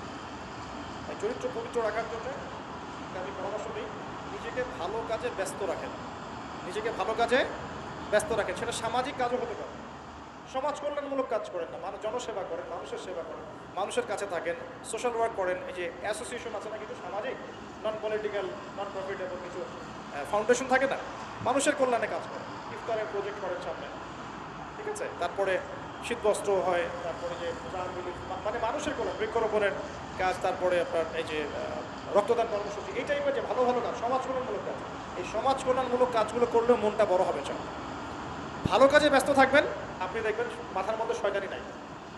যখন মানুষের কাজ নাই, সারাদিন অলস বসে থাকে, মাথার মধ্যে দুনিয়া শয়তানি করে ফেলে করতে। আল্লাহ পাক আমাদের সবাইকে ভালো কাজের সাথে থাকার তৌফিক দান করুন এবং ভালো কাজে একে অপরকে সহযোগিতা করার তৌফিক দান। ইনশাআল্লাহ এই রমজান মাস আসার আগে আমরা আরেকটা ভালো কাজ করার চেষ্টা করব ইনশাআল্লাহ। সেটা হলো রমজান মাসে সাধারণত নিত্য প্রয়োজনীয় দ্রব্যের দামগুলো বেড়ে যায়, কি না? এটা তো হয় সাধারণত। কী কী কারণে হয় সেটা আমি পরে একদিন আলোচনা করব। এই কারণগুলো আমাদেরকে দূর করতে হবে, আল্লাহ পাক তৌফিক দান করুন। কিন্তু সাধারণত দেখা যায় রমজান মাসের দামগুলো বৃদ্ধি পায়, তখন মধ্যবিত্ত এবং নিম্ন মধ্যবিত্ত শ্রেণীর চরম দুর্ভোগ দেখা দেয়। তারা অনেকেই দেখা যায় লোক লজ্জায় মানুষের কাছে হাত পাততে পারে না, কাউকে বলতে পারে না, কিন্তু ওদের ঘরে অভাব থেকে যায়। কোনো কোনো সময় দেখা যায় ইফতার করতে বসে তারা বদদোয়া করতে থাকে, ইফতার করতে বসে বদদোয়া করতে থাকে, আল্লাহ কী চলছে, কীভাবে খাবো, কীভাবে করবো, আল্লাহ তুমি দেখো, তুমি ছাড়া দেখার কেউ নাই, এগুলো বলতে থাকে। আমরা রমজান মাস আসা থেকে একটা ভালো কাজ করার নিয়াত করে আল্লাহ করতে চাই। আমাদের মধ্যে যারা সামর্থ্যবান আছি, আমাদের মধ্যে যারা সামর্থ্যবান, খেয়ে পরে বাঁচতে পারি ঠিক তারা, আমরা আমাদের রমজান মাসের বাজার তো করবো, পাশাপাশি চেষ্টা করবো প্রত্যেক ভাই অন্তত একটা করে পরিবারের দায়িত্ব নেওয়ার জন্য। পারবে তো ইনশাআল্লাহ? প্রত্যেক ভাই কমপক্ষে একটা করে পরিবার, সামর্থ্যবান, বিত্তশালী, সামর্থ্যবান, যাদেরকে আল্লাহ পাক সামর্থ্য দিয়েছেন অর্থনৈতিক, আমরা একটা নিয়াত করি যে আগামী রমজানে, এই আসল রমজানে ইনশাআল্লাহ আমরা নিজেদের পরিবারের সাথে অন্তত একটা করে পরিবারের হলেও দায়িত্ব নেব ইনশাআল্লাহ। আমরা নিজেদের পরিবারের বাজার করব, মাসিক বাজার, একটা পরিবারের মাসিক বাজার করে দেবো, করা যাবে না ইনশাআল্লাহ? এইভাবে যদি আমরা সমাজের মানুষগুলো এগিয়ে আসি, যাদের সামর্থ্য আছে, দেখবেন সমাজের একটা বড় অংশের মানুষের অভাবের সমস্যা দূর হয়ে যাবে। এক মাসের বাজেট তার কী লাগবে না, এক মাসের জন্য কতটুকু চাল লাগবে? 20 কেজি 30 কেজি হয়তো চাল লাগতে পারে, ডাল লাগতে পারে, নিত্য প্রয়োজনীয় জিনিস, তেল লাগতে পারে, চিনি লাগতে পারে, চিনি, তারপরে আপনার এই যে ছোলা লাগতে পারে, খেজুর লাগতে পারে। একটা প্যাকেজ করে আমি চেষ্টা করবো আমার পরিবারের সাথে অন্তত একটা করে পরিবারের দায়িত্ব নেওয়ার জন্য। পারবো না ইনশাআল্লাহ ভাই? নিয়ত এত দুর্বল কেন? নিয়ত এত দুর্বল কেন ভাই? যখন আল্লাহর বান্দারা অন্য মুসলিমের পাশে থাকে, আল্লাহ তখন সেই বান্দার পাশে থাকে। নিজেকে ভালো কাজে ব্যস্ত রাখেন। দান সৎকার করলে কখনো টাকা কমে যায় না, মনে রাখবেন। দান করলে কোনোদিনও টাকা কমে যায় না। আপনার দানের টাকা ঘুরে ফিরে আপনার কাছে আসবে, বুঝতে পারছেন না? আপনার দানের টাকা ঘুরে আল্লাহ আপনার কাছে ফিরাই দিবে। কীভাবে ফিরাবেন সেটা আল্লাহর দায়িত্ব। আমি কি বুঝাবো কীভাবে ফিরাবেন? বুঝবেন, একটু বোঝানোর চেষ্টা করবেন। অর্থনীতি কিন্তু কঠিন, সহজ করে বোঝানোও কঠিন, সবাই সহজ করে বোঝাতেও পারবে না। আমি একটা পয়েন্ট খালি বুঝাই আপনাদেরকে, বোঝার চেষ্টা করেন। মনে করেন আপনাদেরকে অর্থনীতি বুঝাই, এগুলো আমাদের সাবজেক্ট ছিল, আর তখন আমরা আসলে অর্থনীতি কিছুই বুঝতাম না। তারপরে যখন কোরআন হাদিস পড়া শুরু করলাম, তখন দেখলাম যে ও আচ্ছা, ব্যাপার তো খুব সহজ। সহজ জিনিসটাকে এত কঠিন করা হয় কেন? দেখেন কীরকম। মনে করেন একটা বাজার, আপনাদের এখানে বাজার আছে কি? আচ্ছা, এই বাজারের মধ্যে ধরেন 100 ব্যবসায়ী আছে, আর ব্যবসায়ীরা ব্যবসা করে। আল্লাহ পাক ব্যবসা হালাল করেছেন না হারাম করেছেন? হালাল ব্যবসা। ব্যবসায় একটা 10 টাকার পণ্য আপনি চাইলে 30 টাকা, 40 টাকা, 50 টাকা, 100 টাকা বিক্রি করতে পারবেন কি না? পারবেন। মার্কেটের একটা ফিক্সড প্রাইস থাকে, মার্কেট প্রাইস, এটাকে বলে মার্কেট প্রাইস, যে একটা দাম নির্ধারণ করা হয় যে আমরা এই দামে সব সেল করবো, তাই না? আর ব্যবসায়ীরা ব্যবসা করছে, ব্যবসায় লাভও আছে, লসও আছে, ঝুঁকিও আছে, লাভও হতে পারে, লসও হতে পারে। এখন ব্যবসা করার সময় দেখা গেল যে এক ভাই লাভ করলো, আরেক ভাই লস করলো, এমনটা হয় কিনা? আল্লাহ পাক এখানে কি করেন জানেন? এই বাজারের মধ্যে যে সম্পদগুলো আছে, অর্থ সম্পদ, আপনারা যেটা কারেন্সি বলেন, এগুলো আল্লাহ রাব্বুল আলামিন হাত থেকে হাতে ঘোরাতে থাকেন। আজকে আপনার হাতে, কালকে তার হাতে, কালকে তার হাতে, পরশু আরেকটার হাতে। এই সম্পদ বাজারের মধ্যে ঘুরতে থাকে। বাজারটা হতে পারে সমাজ, হতে পারে রাষ্ট্র, হতে পারে বিশ্ব, ভালো করে বোঝেন। ছোটো পরিসরে হতে পারে সমাজ, হতে পারে রাষ্ট্র বা বিশ্ব। আল্লাহ পাক সম্পদটা সার্কুলেট করেন, ঘোরাতে থাকেন। আজকে তার হাতে, কালকে তার হাতে, কালকে তার হাতে, এভাবে সম্পদ ঘুরতে থাকে। লাভ লসের রিস্ক আছে, লাভ করে এভাবে সম্পদ সার্কুলেট হতে হতে হতে আল্লাহ পাক যাকে ইচ্ছা ধনী বানান, যাকে ইচ্ছা গরিব বানান। কথা বুঝতে পারছেন? এটা হলো এই জায়গায় রিজিকটা নিয়ন্ত্রণ করেন সরাসরি আল্লাহ পাক। আল্লাহ পাক কারো সম্পদ নেন, কারোকে দেন, কারো কাছ থেকে নেন, কারোকে দেন, কারো কাছ থেকে নেন, কাউকে দেন, এভাবে সম্পদ ঘুরতে থাকে। আর যদি দেখা যায় সম্পদ মানে চাহিদার চেয়ে কম হচ্ছে, আল্লাহ পাক সম্পদ উৎপন্ন করেন, জমি থেকে উৎপন্ন করেন, আসমান থেকে উৎপন্ন করেন। এখানে বুঝতে পারছেন? এরপরে যদি দেখা যায় যে সমাজের সংকট হলো অন্য সমাজ থেকে আমদানি করতে, এটা একটা রাষ্ট্রের সংকট হচ্ছে অন্য রাষ্ট্র থেকে আমদানি করতে, এভাবে একটা সিস্টেম চলে, ইসলামিক সিস্টেম। এখানে ব্যবসা হচ্ছে মূল, এখানে দায়িত্ব আল্লাহ নিয়ে নেন, কাউকে ধনী করবেন, কাউকে গরিব করবেন, সম্পদ ঘুরতে থাকে, এভাবে আল্লাহ পাক আপনার এই যে ধনী ব্যক্তি মনে করেন যে সম্পদ এখানে লাভ করেছে, এই ব্যক্তির উপর আবার জাকাত ফরজ আছে। কি আছে? জাকাত ফরজ আছে। এখন এই যখন ধনী হবে, নিসাব পরিমাণ সম্পদ আসবে, তখন এ জাকাত দিবে গরিবকে, তখন যার হাত থেকে সম্পদ চলে আসছে ওর কাছে আবার সম্পদ ফিরে যাবে। বুঝতে পারলেন কি কীভাবে সম্পদ আল্লাহ পাক ঘোরান? এর জাকাত ছাড়াও আছে সাদাকা, সাদাকা ছাড়া সাদাকাতুল ফিতর আছে, অনুদান আছে, এবং নর্মালি আল্লাহ পাক কিন্তু সদকা করতে উৎসাহিত করে। এভাবে একটা ইকোনমিক সিস্টেম চলতে থাকে ছোটো বা বড় পরিসরে। এইভাবেই মদিনা টিকে ছিল, এভাবেই মদিনার ইকোনমিক সিস্টেম চলত নবী সাল্লাল্লাহু আলাইহি ওয়াসাল্লাম। সেখানে আরও একটা বিষয় এক্সট্রা ছিল যেটা এখন নাই, সেটা ছিল গনিমত। সেটা কি? রাসূল সাল্লাল্লাহু আলাইহি ওয়াসাল্লাম সাহাবীরা বিভিন্ন যুদ্ধ এবং জিহাদ করতেন কিনা? না, তারা তো এগুলো করতেন না। মসজিদে বসে খালি সুবহানাল্লাহ করতেন। হ্যাঁ, নাকি বদর তো হয়নি ইসলামে, হয়েছে? এগুলো বললে তো দেখা যাবে বাপরে বাপ অবস্থা খারাপ। হ্যাঁ, জিহাদি বয়ান শুরু করেছে। এগুলো কি ইতিহাসে আছে কি না? যখনই মুসলিমরা যুদ্ধে গিয়েছে এবং জয় করেছে, তখন বিপুল গনিমতের সম্পদ লাভ করেছে। গনিমত মানে ওই যে যাদের সাথে যুদ্ধ হচ্ছে ওদের সব সম্পত্তি মুসলিম তখন পেয়ে যায়, কারণ ওগুলো ছেড়ে ওলা পালিয়ে যায়। এবং এর মধ্য দিয়ে মুসলিম ব্যাপক সচ্ছলতার মুখ দেখেছিল। খায়বারের যুদ্ধ জয়ের মধ্য দিয়ে মুসলিমরা প্রায় 1/3 সম্পদ পেয়েছিল আরবের মধ্যে। জাজিরাতুল আরবের 1/3 সম্পদ শুধু খায়বার যুদ্ধ জয়ের মধ্য দিয়ে লাভ করা হয়েছে। ওইটা তো নাই, এখন ক্লোজ। আমি ওগুলো বাদ দিয়ে এই সিস্টেমগুলোর কথা বললাম, সাদাকা, ব্যবসা ইত্যাদি। তার মানে ইসলামিক ইকোনমিক সিস্টেমের মধ্যে আল্লাহ পাক সম্পত্তি নিয়ন্ত্রণ করছেন এবং কাউকে ধনী বানাচ্ছেন, কাউকে গরিব করছেন। সম্পদ হাতে হাতে ঘুরছে, যে ধনী সে আবার জাকাত দিচ্ছে, তখন গরিবের কাছে ধনী সম্পত্তি চলে যাচ্ছে। পাচ্ছেন কি ভাই কিছু? আচ্ছা, কঠিন হচ্ছে আলোচনা। আচ্ছা, একটু কঠিন শোনেন। খালি কি আর উঠে উঠবস করা, ঢেলে দেই, চা খাই, কফি খাই শুনতে হবে? হ্যাঁ, এগুলো শুনতে হবে খালি? ভালো করে শুনি ইনশাআল্লাহ। এখন চলমান সিস্টেমে কি সমস্যা? যখন আপনি ব্যবসাটাকে গুটিয়ে নিয়ে সুদটাকে প্রাধান্য দিচ্ছেন, সুদের মধ্যে কি লাভ লস দুটা রিস্ক আছে, ঝুঁকি আছে কোনো? যদি আপনি যখন খান, আপনি কি বলেন যে ঠিক আছে আমি 100 টাকা নিলাম, ব্যবসায় লাভ হলে আমি দিব 50%, লস হলে 50%, এটা তো সুদ। যখন আপনি বলেন যে আমি 100 দিয়েছি, আমাকে 110 দেওয়া হবে, 100 দিয়েছি 110 দেওয়া হবে, কিন্তু লসের রিস্ক নেবেন? সুদ কি লসের ঝুঁকি নিবে নাকি লাভের শর্তে টাকা দিবে? এখন যখন আপনি লাভ লসের ঝুঁকি নিচ্ছেন না, তখন একজন লাভ করা একজন লস করা কোনো সিস্টেম ব্যবহার হচ্ছে। তখন সম্পদ অনেক শ্রেণীর হাতে পঞ্জীভূত হচ্ছে, তারা আস্তে আস্তে ধনী হতে থাকবে, গরিবরা আস্তে আস্তে গরিব হতে থাকবে।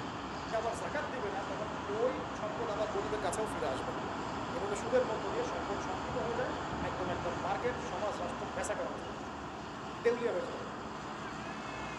একটা করে কথা বলেছিল কি অতটুকু কথা? পাকিস্তানের কথা বলেছে, পাকিস্তানের সামনে আরও ভয়াবহ পরিণত হচ্ছে। আর এগুলো থেকে শিক্ষা না নিতে পারলে আমাদের সামনে ক্ষতি আছে। এগুলো বলবেই বাকে, বোঝাবেই বাকে। আর আল্লাহ পাক আমাদের কথা গ্রহণ করার মানসিকতা দান করুন। কমপক্ষে কথাগুলো শুনে একটু যাচাই করার তৌফিক আল্লাহ দান করুন।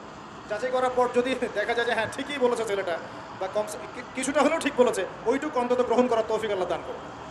একবারে যদি নেগলেক্ট করে রাখ, দূর এসব কথা শোনারই দরকার নেই, তাহলে তার কিছু হয়ে যাবে। সমস্যা নাই, আমাদের কাজ কি? ফাযাক্কির ইন্নামা আনতা মুযাক্কির। আল্লাহ পাক আল্লাহর দ্বীনের দায়ীদের দায়িত্ব দিয়েছেন, তোমরা উপদেশ দিবে, তোমরা শুধু উপদেশ দাও, লাস্তা আলাইহিম বিমুসাইতির। কারো প্রতি তোমরা দারোগা নাও, চাপ দিয়ে মানাতে হবে, এই দায়িত্ব তোমাকে দেওয়া হয় না। জাস্ট বলে দিয়ে চলে আসো। ফাযাক্কির ইন নাফাআতিদ যিকরা, তুমি উপদেশ দিবে হে নবী। সায়াযাক্কারু মান ইয়াখশা, যে উপদেশ গ্রহণ করবে সে শীঘ্রই গ্রহণ করবে, যে আল্লাহকে ভয় করে সে শীঘ্রই উপদেশ গ্রহণ করবে ইনশাআল্লাহ। প্রিয় ভাইরা, এখনকার চলমান বিশ্বের ইকোনমিটা হচ্ছে সুদ। এই কারণেই ইকোনমিক সমস্যাগুলো, মন্দাগুলো, স্যাংশনগুলো, করাপশনগুলো, এগুলো সুযোগ থেকে যায়। আদারওয়াইজ ইসলামিক ইকোনমিক সিস্টেম পরিপূর্ণরূপে থাকলে এই সমস্যাগুলো হতো না। রমজান মাসে ওয়াদা নাম্বার 5 কয়টা ওয়াদা করছেন এই পর্যন্ত ভাই? 4টা। কথা নাম্বার 5 হচ্ছে রমজান মাসে যার যার জাকাত ফরজ হয় জাকাত অবশ্যই জাকাত আদায় করে দিবেন ইনশাআল্লাহ। করবেন কি না? আপনারা কি মনে করেন যে নামাজই খালি ফরজ, জাকাত ফরজ না? জাকাত ফরজ না? যে কেউ যদি মনে করে নামাজ ফরজ জাকাত ফরজ না, সে ব্যক্তি কাফের।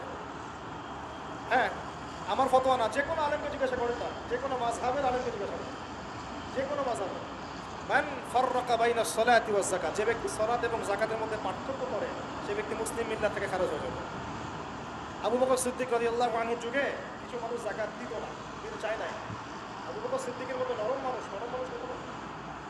নামাজে দাঁড়ালেই ঝরঝর করে কান্না শুরু করেন, নরম মনের মানুষ, তিনি যাকাত অস্বীকারীদের বিরুদ্ধে যুদ্ধ করলেন। তারপরে তারা ভয়ে যাকাত দেওয়া শুরু করে। একজনের বিরুদ্ধে অ্যাকশন নেওয়া হয়েছে, বাকিরা ভয়ে যাকাত দেওয়া শুরু করেছে। রাষ্ট্রীয় কোষাগার সমৃদ্ধ হতো। মুসলিমরা ওই সময় সুদের মধ্য দিয়ে রাষ্ট্রীয় কোষাগার বৃদ্ধি করতো। যাকাত ছিল, গনিমত ছিল, সাদাকা ছিল, ব্যবসা ছিল, কৃষি ছিল, এগুলোর মধ্য দিয়ে আমরা সমৃদ্ধ হতো। আর এই সমৃদ্ধি দিয়ে আমরা প্রায় 1200 বছর বিশ্ব শাসন করেছি। কত বছর?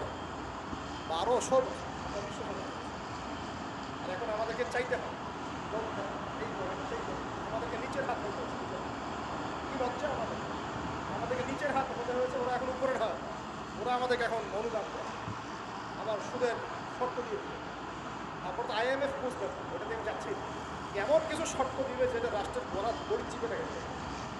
এটা যারা এখানে বিক্ষুব্ধ আছে তারা বুঝবেন আমার কথা।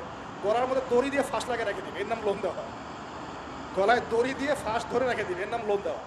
দিবি না মানে টান দিয়ে নিয়ে নিবে একেবারে। তারপর শ্রীলঙ্কা বানায় রেখে দিবে একেবারে। শ্রীলঙ্কা এমনি হয়েছে নাকি? ওর গলায় আগে রশি পরাইছে, নে তুই নে এগুলো সব নে। রশি আস্তে আস্তে টান দিয়েছে দিয়ে এক পর্যায়ে যখন দেখছে এ তো আর আমার কিছু শোধ করতে পারবে না, টান দিয়ে সব শিক্ষা বিশ্ব বুঝতে হবে। কোরআন সুন্নাহ আল্লাহ পাক শুধু এই যে ছাড়ফুক করার জন্যে আর তাবিজ করার জন্যে, শুধু বরকত নেওয়ার জন্যই নাজিল করেন নাই। কোরআন এবং সুন্নাহ আল্লাহ পাক নাজিল করেছেন যাতে কোরআন সুন্নাহ দিয়ে আমরা চলমান সমাজের বিশ্বের সমস্ত সমস্যাগুলোর সমাধান খুঁজে বের করতে পারি। না কি মনে হয় আপনাদের? এই জন্য আল্লাহ নাজিল করেন নাই? আমি একটা আয়াত বলি তাহলে বুঝবেন। আল্লাহ বলছে সূরা নাহল আয়াত নাম্বার 89, সূরা নাহল আয়াত নাম্বার 89 আল্লাহ পাক বলছেন বিসমিল্লাহির রহমানির রহিম, ওয়া নাযালনা আলাইকাল কিতাব, হে নবী আমি আপনার প্রতি এমন একটা কিতাব নাজিল করে দিয়েছি, মানে কোরআন, তিবিয়ানান লিকুল্লি শাই, যে কিতাব প্রতিটা বিষয়কে ব্যাখ্যা করবে ইনশাআল্লাহ। ব্যাখ্যা করে কিনা? কোরআন প্রতিটা বিষয়কে ব্যাখ্যা করে কিনা? ওয়া হুদান, এবং কোরআন হবে আমাদের জন্য হেদায়াত, মানে পথনির্দেশ, গাইডেন্স। ওয়া রাহমাতান, এবং আল্লাহর পক্ষ থেকে রহমত, দয়া। ওয়া বুশরা লিল মুসলিমিন, আর মুসলমান জাতির জন্য এই কোরআন হচ্ছে সুসংবাদ। বলি সুবহানাল্লাহ। এই কোরআন যদি পড়ি না, বুঝি না, আমল করি না, তাহলে এর সমাধান কেমন করে বের করব?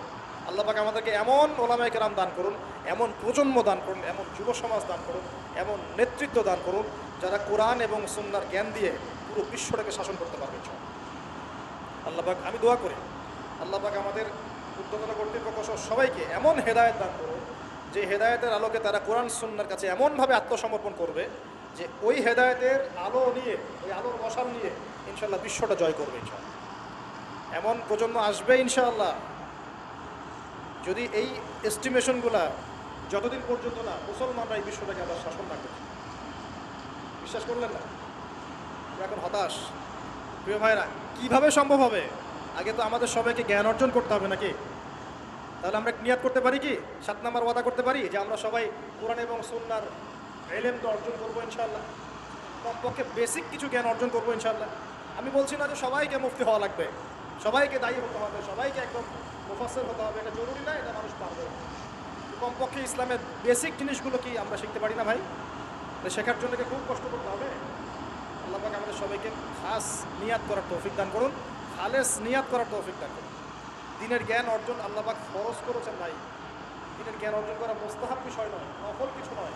তালাবুল ইলমি ফরিদা আলা কুল্লি মুসলিম, প্রত্যেক মুসলমানের উপরেই দ্বীনের ইলম অর্জন করাটা ফরজ। এটা কি নফল? আমরা নিজেরা অর্জন করব, আমাদের সন্তানদেরকে শেখাবো, মা বোনদেরকেও শেখাবো ইনশাআল্লাহ। মা বোনদেরকে শেখানো লাগবে না ভাই? খালি চুরাই ঠেলবে সারা জীবন? নাকি দিনের কিছু জ্ঞান অর্জন করাতে হবে? নাকি করাতে হবে না? আল্লাহ পাক আমাদের সবাইকে আদর্শ ইসলামিক পরিবার দান করুন। যে কথা বলতে গিয়ে এসেছি, গভীরে চলে গেছিলাম। আপনারা যাকাত দিয়েন রমজান মাসে, আল্লাহর ওয়াস্তে যাকাতগুলো দিয়ে দিয়েন এবং আল্লাহর ওয়াস্তে একটু ওয়াদা করেন আর যাই করেন অর্থনৈতিক জীবনে সুদের সাথে সম্পৃক্ত হয়েন না। হবে? সুদের পাপ কি? নিজের মায়ের সাথে জেনা করা। এই হাদিস কেউ শোনায় নাই ভাই? সুদের পাপের 70টা বা 73টা শাখা আছে, আর সবচেয়ে উঁচুটা আমি বলেছি কোরআন থেকে, আল্লাহ এবং তার রাসূলের সাথে যুদ্ধ করা। সবচেয়ে নিচের পাপটা কি জানেন? সবচেয়ে নিচের পাপ হচ্ছে নিজের মাকে বিয়ে করা। নাউযুবিল্লাহ। নিজের মাকে কেউ বিয়ে করে? এর চাইতে জঘন্য কাজ হলো সুদ খাওয়া, কারণ সুদের মধ্য দিয়ে মানুষের রক্তকে চুষে খাওয়া হয়। আর মেরাজের রাতে যখন নবী সাল্লাল্লাহু আলাইহি ওয়াসাল্লাম, যে মেরাজের কথা বলছিলাম, তিনি আল্লাহর সাথে সাক্ষাৎ করতে গিয়েছিলেন, তখন জাহান্নামের অনেক আযাব তিনি দেখেছেন। আর কিছু প্রশ্ন করতে পারে মানুষ যে জাহান্নাম কি তাহলে আগেই তৈরি হয়ে আছে, আযাব কি এই সেই, এগুলো অ্যান্সার দেওয়ার জন্য আরেকটা লেকচার লাগবে।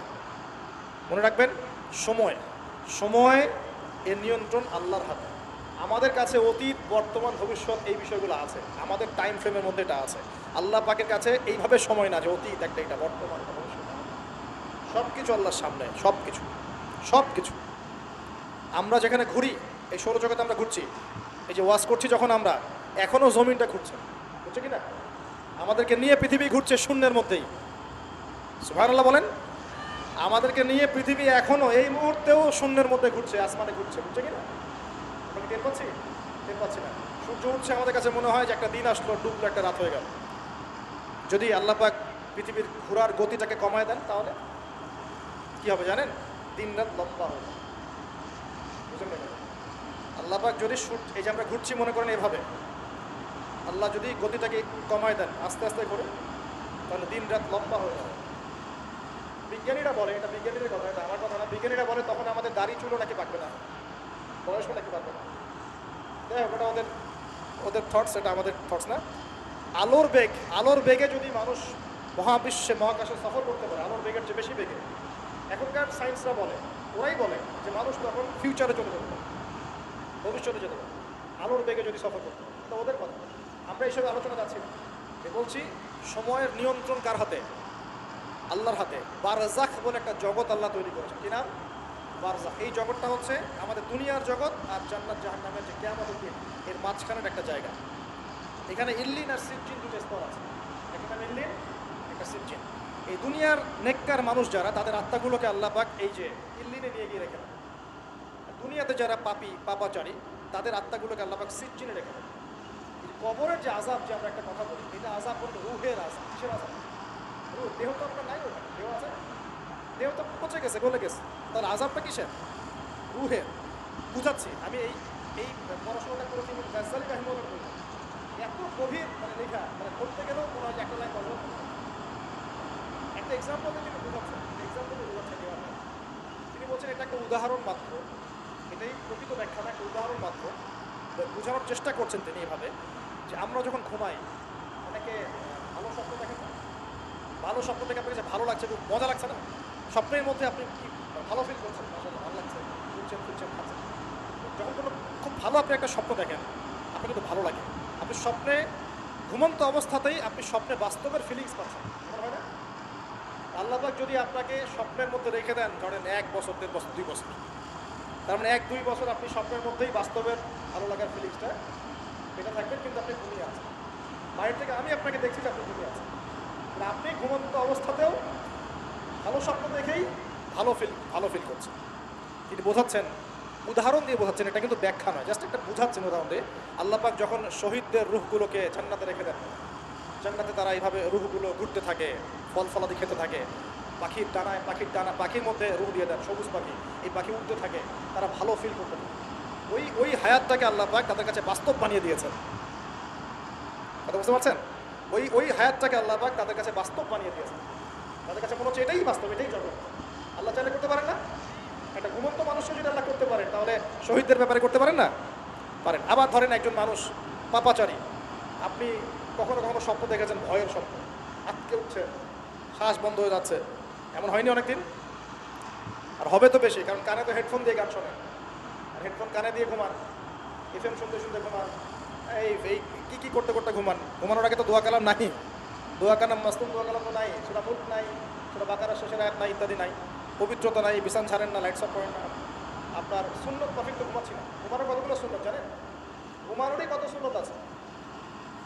ইস্তেঞ্জা করতে হয়, অজু করে আসতে হয়, পারলে মেসওয়াক করে নেয়, বিছান ঝাড়তে হয়, বিসমিল্লাহ বলে লাইট অফ করতে হয়, দরজায় খিল দিতে হয়, পাত্র যদি থাকে খাবার পাত্র পানির পাত্র ঢেকে দিতে হয়, তারপরে পড়তে হয় বিছানায় গিয়ে আয়াতুল কুরসি, সূরা বাকারা শেষের 2-3টা আয়াত, সূরা ফালাক নাস ইখলাস, হাত একত্রিত করে ফু দিয়ে সারা গা মাসাহ করতে হয়। ডান কাত হয়ে আল্লাহুম্মা বিসমিকা আমুতু ওয়া আহইয়া বলে এই যে 33 বার সুবহানাল্লাহ, 33 বার আলহামদুলিল্লাহ, 34 বার আল্লাহু আকবার পড়তে পড়তে ঘুমাতে হয়। কয়জন জানে? কয়জন ঘুমানোর সুন্নাত? ঘুমানোর আগে এখন কানে হেডফোন, ব্লুটুথ, হাবি জাবি এইসব দিয়ে প্রতিটা কাজ নবীর সুন্নাত মতো করার চেষ্টা করবো, আল্লাহ তৌফিক দান করুন। এই যে 9 নম্বর ওয়াদা করেন, জীবনের প্রতিটা কাজ নবীর সুন্নাহ মতো করবেন। রাজি আছেন ইনশাআল্লাহ? একদম চেহারা থেকে শুরু হবে, চুল দাড়ি পোশাক আশাক থেকে শুরু হবে, আল্লাহ পাক যত উপরে নিয়ে যাবেন আপনি যেখানেই যান নবীর সুন্নাত বাস্তবায়ন করবেন ইনশাআল্লাহ। আল্লাহ তৌফিক দান করুন। মনে করেন খারাপ স্বপ্ন দেখছেন, খারাপ স্বপ্নে এখন আপনি কষ্ট পাচ্ছেন, দেখছেন যে পানিতে ডুবে যাচ্ছেন, দেখছেন যে আপনি আগুনে পড়ে যাচ্ছেন, দেখছেন যে আপনি হয়তো কেউ আপনার শ্বাস গলা চিপে ধরেছে ইত্যাদি, মানে আপনি কষ্ট পাচ্ছেন। বাহির থেকে কিন্তু আমি আপনার কষ্ট বুঝতে পারবো। আপনি ঘুমিয়ে আছেন, ঘুমিয়ে আপনি কষ্ট পাচ্ছেন। এখন এই ঘুমন্ত কষ্টের স্বপ্নটাকে আল্লাহ পাক যদি 5 বছর লম্বা করে দেন, পারবেন কিনা? আল্লাহ পাক পারেন কিনা? 5 বছর ঘুমিয়ে আছেন আপনি, উত্তর একটা। এখন এটা হয় না, আল্লাহ চাইলে পারেন, সম্ভব কিনা? আল্লাহ পাক 309 বছর ঘুম পাড়ে রাখেন নাই মানুষকে? আছে না দলিল? কোরআনে আছে না? কোন সূরায়? এই তো মাশাআল্লাহ, মাশাআল্লাহ, সূরা কাহফে আছে না? 309 বছর আল্লাহ পাক 9 জন 10 জন ছেলেকে ঘুম পাড়ে রাখছেন না? রাখছেন। তো এখন মনে করেন যে আল্লাহ পাক আপনাকে ওই কষ্টের আযাবটাকে লম্বা করে দিলেন, কষ্টের এই স্বপ্নটাকে লম্বা করুন, তাহলে আপনি কিন্তু ঘুমের মধ্যে কষ্ট ফিল করবেন।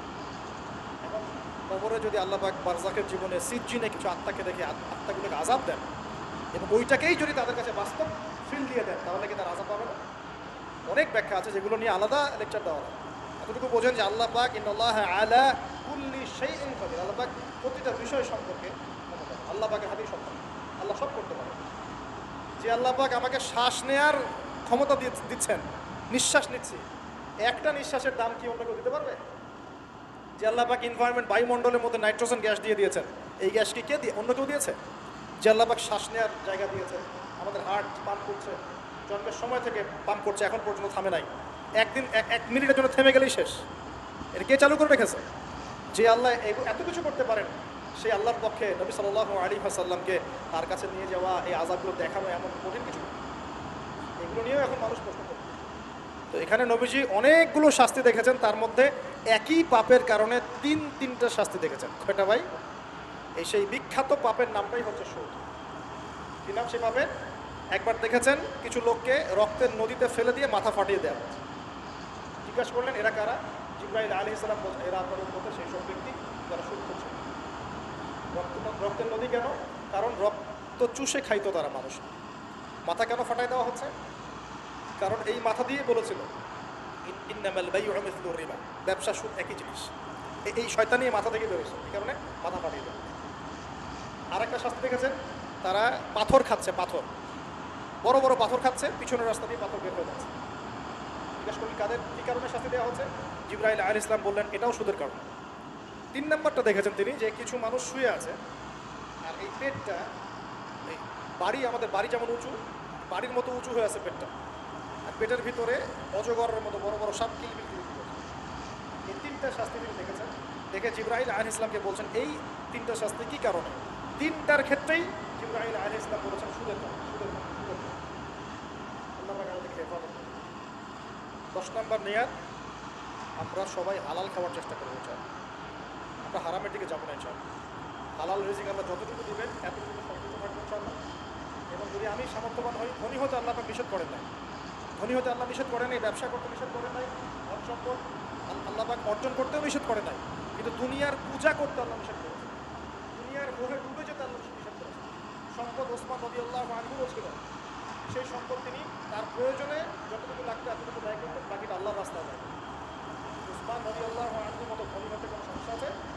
আপত্তি আছে? একটা আমল তার জীবনী থেকে পাওয়া যায়, এটা পড়ে আমার কাছে এত মানে নিজেকে এত ছোটো মনে হচ্ছে, কাজ যদি এই আমলটা আমি করতে পারি। চেষ্টা করছি যে করার, আপনারাও করার চেষ্টা করেন। ওসমান রাদিয়াল্লাহু আনহু উনি ছিলেন কিনা, নবীর কাছে গিয়ে বলছেন যে আমার ধন সম্পদ খুব বেশি পাচ্ছে, ইয়া রাসূলুল্লাহ আপনি সম্পদ একটু কমানোর দোয়া করেন তো আমার জন্য। চিন্তা করা যায় মানুষ আমার দোয়া কেউ করবে যুগে? আচ্ছা, নবী সাল্লাল্লাহু আলাইহি ওয়াসাল্লাম বললেন তুমি উটের পিঠে গাধার পিঠে খাওয়া দাওয়া করো, ঠিক আছে, খাওয়া দাওয়া করো। তিনি খাওয়া দাওয়া করেন। এখন কয়দিন পরে, কয়দিন বলতে কতদিন আল্লাহ ভালো জানেন, তিনি এসে বলছেন ইয়া রাসূলুল্লাহ আমার তো সম্পদ আরও আগের চেয়ে বাড়তেছে দেখি, আপনি কি দোয়া করলেন? সম্পদ আরও বাড়া শুরু করেছে।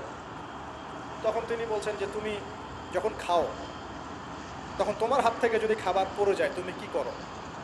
তিনি বলেছেন আমি আমার হাত থেকে খাবার যদি পড়ে যায়, একটা দানাও যদি পড়ে যায়, আমি উটের পিঠ থেকে নামি, নেমে সেই খাবারটাকে তুলে পরিষ্কার করে তারপর খাই। উসমান রাদিয়াল্লাহু আনহু এত ধনী মানুষ, তিনি প্রতিবেলায় 100 মানুষকে খাওয়াতে পারেন, কোনো সমস্যা নেই। তিনি একাই তাবুকের যুদ্ধে 30,000 সৈন্যের দায়িত্ব নিয়েছেন। 30,000 সৈন্য 3 মাস যাবে, যাত্রা বিরতি করবে, খাবে দাবে, তাদের ঘোড়া অস্ত্রশস্ত্র সব দায়িত্ব একজন ব্যক্তি বহন করেছেন, উসমান রাদিয়াল্লাহু আনহু। কত বড় ধনী আপনি চিন্তা করেন। ওনার মতো ধনী কোনো পররাষ্ট্রমন্ত্রী নাই পৃথিবীতে, এখন কোনো বিশ্ব নেতাও নাই ওনার মতো ধনী, এখন কেউই নাই। আর উনি কিন্তু তার এই ধন সম্পদ সুদের মধ্য দিয়ে অর্জন করেন না, তার ধন সম্পদ দুর্নীতির মধ্য দিয়ে অর্জন করেন। তার ধন সম্পদ তিনি কিন্তু এই যে অন্যের সম্পদ অন্যায়ভাবে দখল করে অর্জন করেন। তিনি সম্পদ অর্জন করেছেন বৈধ পন্থায়, হালাল ব্যবসা করেছেন। ব্যবসা করেছেন নাকি না?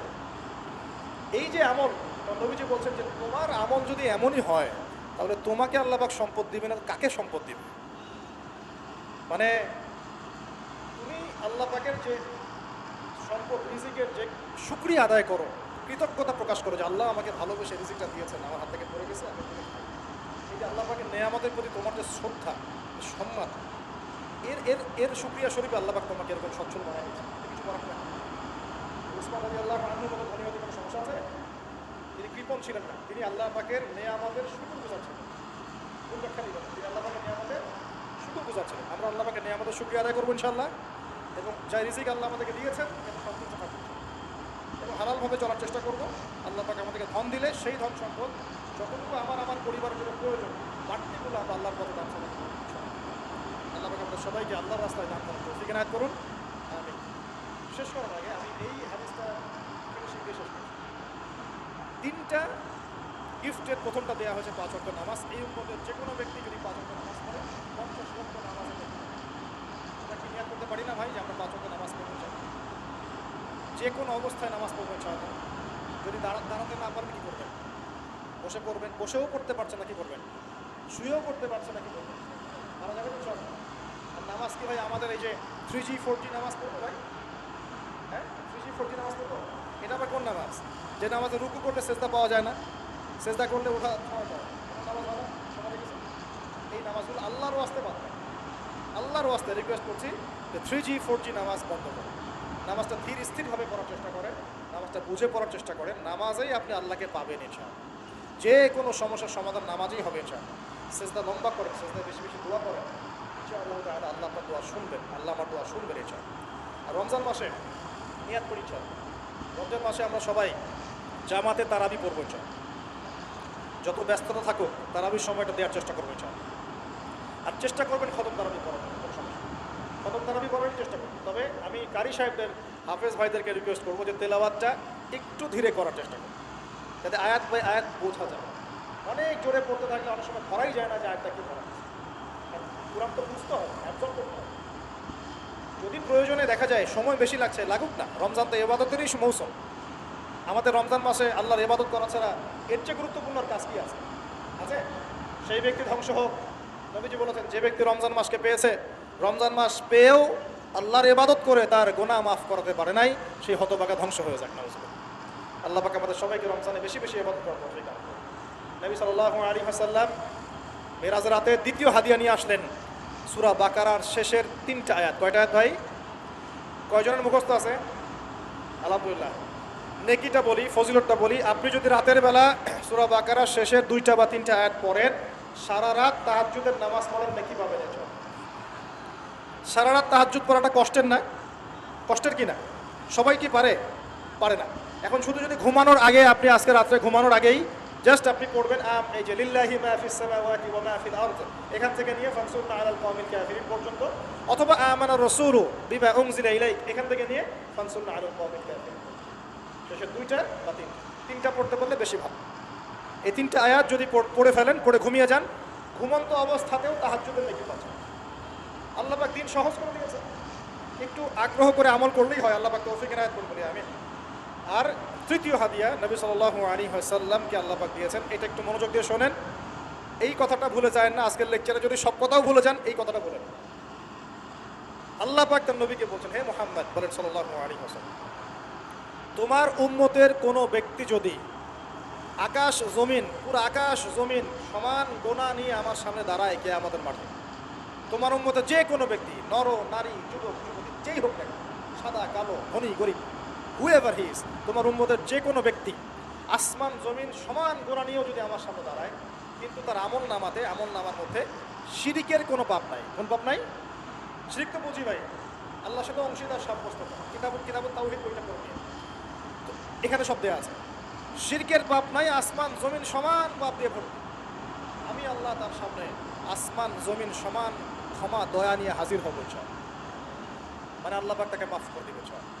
খালি শিরকের পাপ না করলেই আল্লাহ মাফ করবে। শিরকের পাপ কিন্তু অহরহ হচ্ছে, চিন্তায় শিরক হচ্ছে, কথায় শিরক হচ্ছে, কাজ করতে গিয়ে শিরক হচ্ছে। শিরক সম্পর্কে বিস্তারিত আলোচনা করেছি, অনলাইনে সার্চ দিয়ে দেখে নিন। শিরক কি ও কেন, ডিটেলস কত রকম শিরক হচ্ছে বলা হয়েছে। আরেকটা বইয়ের নাম বলে দিলাম, কিতাবুত তাওহীদ। এই বইটা পড়লে আপনি বুঝতে পারবেন শিরক কি ও কেন, কত প্রকার কি কি, এরকম অনেক কিছু, অনেক বই বাজারে পাওয়া যায়। পড়লেই দেখবেন কত রকম শিরক আমরা এখন করছি। আল্লাহ পাক আমাদের সবাইকে শিরক মুক্ত আমল করার তৌফিক দান। সাহাবীরা বললেন, ইয়া রাসূলুল্লাহ, যদি সেই ব্যক্তি জিনা করে আল্লাহ কি তাও মাফ করে দিবে? নবীজি বলেন, হ্যাঁ, যদি জিনা করে তাও মাফ। যদি সে চুরি করে আল্লাহ কি তাও মাফ করে দেবে? নবীজি বলেন, হ্যাঁ, যদি চুরি করে আল্লাহ তাও মাফ করে দিতে পারে, যদি তাওহীদ ঠিক থাকে। এই কথা বলার মধ্য দিয়ে আপনাকে জিনা আর চুরি করতে উৎসাহিত করা হচ্ছে এবং আল্লাহ পাকের দয়া এবং শিরকের গুরুত্ব, তাওহীদের গুরুত্ব বোঝানো হচ্ছে। কারণ আল্লাহ পাক শাস্তি দেবেন, মৌতের যন্ত্রণায় শাস্তি হবে, কবরের আযাবে শাস্তি হবে, কিয়ামতের মাঠে মানুষ দাঁড়িয়ে থাকবে, ওখানে শাস্তি, জাহান্নামে কিছুদিন শাস্তি দিয়ে হলেও আল্লাহ পাক একদিন আবার জান্নাতে দিয়ে দিবেন। আর যে ব্যক্তি সবচেয়ে শেষে জান্নাতে যাবে, একদম শেষ ব্যক্তি, জানি না সেই হতভাগা ব্যক্তির নাম কি, হতভাগা বলবো না, সেও তো সৌভাগ্যবানই, শেষ পর্যন্ত সেও সৌভাগ্যবান। আমরা দোয়া করি আল্লাহ পাক আমাদেরকে প্রথমেই জান্নাত দিয়ে দেন, আমিন। তো শেষ যে ব্যক্তি, একদম লাস্টে যে ব্যক্তি জান্নাতে যাবে, আল্লাহ পাক তার নাম জানেন না? জানেন কি না? সেই ব্যক্তিকে আল্লাহ পাক এই দুনিয়ার চাইতে 10 গুণ বড় জান্নাত সে ব্যক্তি পাবে যে সবচেয়ে শেষে জান্নাতে যাবে। আল্লাহ পাক আমাদের সবাইকে জান্নাতে যাওয়ার জন্য শিরক মুক্ত আমল করার তৌফিক দান। আজকের এই লেকচারে আমরা যে বিষয়গুলো ওয়াদা করেছি, 1 নাম্বার, আমরা সবাই 5 ওয়াক্ত নামাজ পড়ব, কোরআন তেলাওয়াত করা শিখব। আর ওয়াদা করেছি আমরা সবাই কোরআনের অর্থটা বুঝবো, যারা হাফেজ আছি রমজান মাসে পুরোটা পড়ে শেষ করব। হারাম খাবো না, সুদের সাথে সম্পৃক্ত হব না, চরিত্র হেফাজত করবো, জেনা ব্যভিচার ধার কাছে যাবো না ইনশাআল্লাহ। হ্যাঁ, আমরা বেশি বেশি দরুদ পড়বো আর সকালে সন্ধ্যায় কমপক্ষে 10 বার করে পড়বো। আমরা আরেকটা ওয়াদা করি, আমাদের পরিবারের মা বোনদেরকে আমরা খাস পর্দায় রাখার চেষ্টা করবো ইনশাআল্লাহ। আর মা বোনদেরকে একটু বুঝিয়ে সুঝিয়ে চলতে হবে, আসলে তাদের ব্যাপারে এগ্রেসিভ কোনো পদক্ষেপ নেই, কোনো লাভ নেই। এই অভিজ্ঞতার আলোকে বলছি, বাসায় স্ত্রী যাদের আছে, যাদের নাই তারা তো মাশাআল্লাহ এখন পর্যন্ত ভালোই আছে, যখন হবে তখনও ভালো থাকবেন, কিন্তু ওই ভালোর মজা একরকম, এই ভালোর মজা আর একরকম, ঠিক আছে? তো মনে রাখবেন যে ধৈর্যের কোনো বিকল্প নেই, ধৈর্য হচ্ছে বড় কোনো গুণ আল্লাহ পাক কাউকে দেন না। এগ্রেসিভ হলেই সমস্যা। মনে রাখবেন, পরিবার হয়ে গেলেই আপনাকে রেসপন্সিবিলিটি নেওয়া লাগবে। তখন চামড়া হতে হবে গন্ডারের মতো মোটা, কানের পর্দাও গন্ডারের মতো মোটা হইবে, সব কথা শোনাও যাবে না, সব কথা রিয়াক্ট করা যাবে, ঠিক আছে? সবর সবর। আর নারীদের ব্যাপারে আল্লাহ রসুল বলে দিয়েছেন, একটু বাঁকা হবে, বুঝিয়ে সুঝিয়ে চলতে হবে। সো তাদের ব্যাপারে কঠোর না হয়ে বুঝিয়ে সুঝিয়ে দিনের দিকে নিয়ে আসেন, আমল উৎসাহিত করেন, পর্দা চালু করে নিজের পরিবারটাকে ইসলামিক পরিবার বানানোর চেষ্টা করেন। তৌফিক এনায়েত করুন। এবং সবশেষে আমরা একটা অ্যানাউন্সমেন্ট দিচ্ছি যে আগামী রমজান মাসে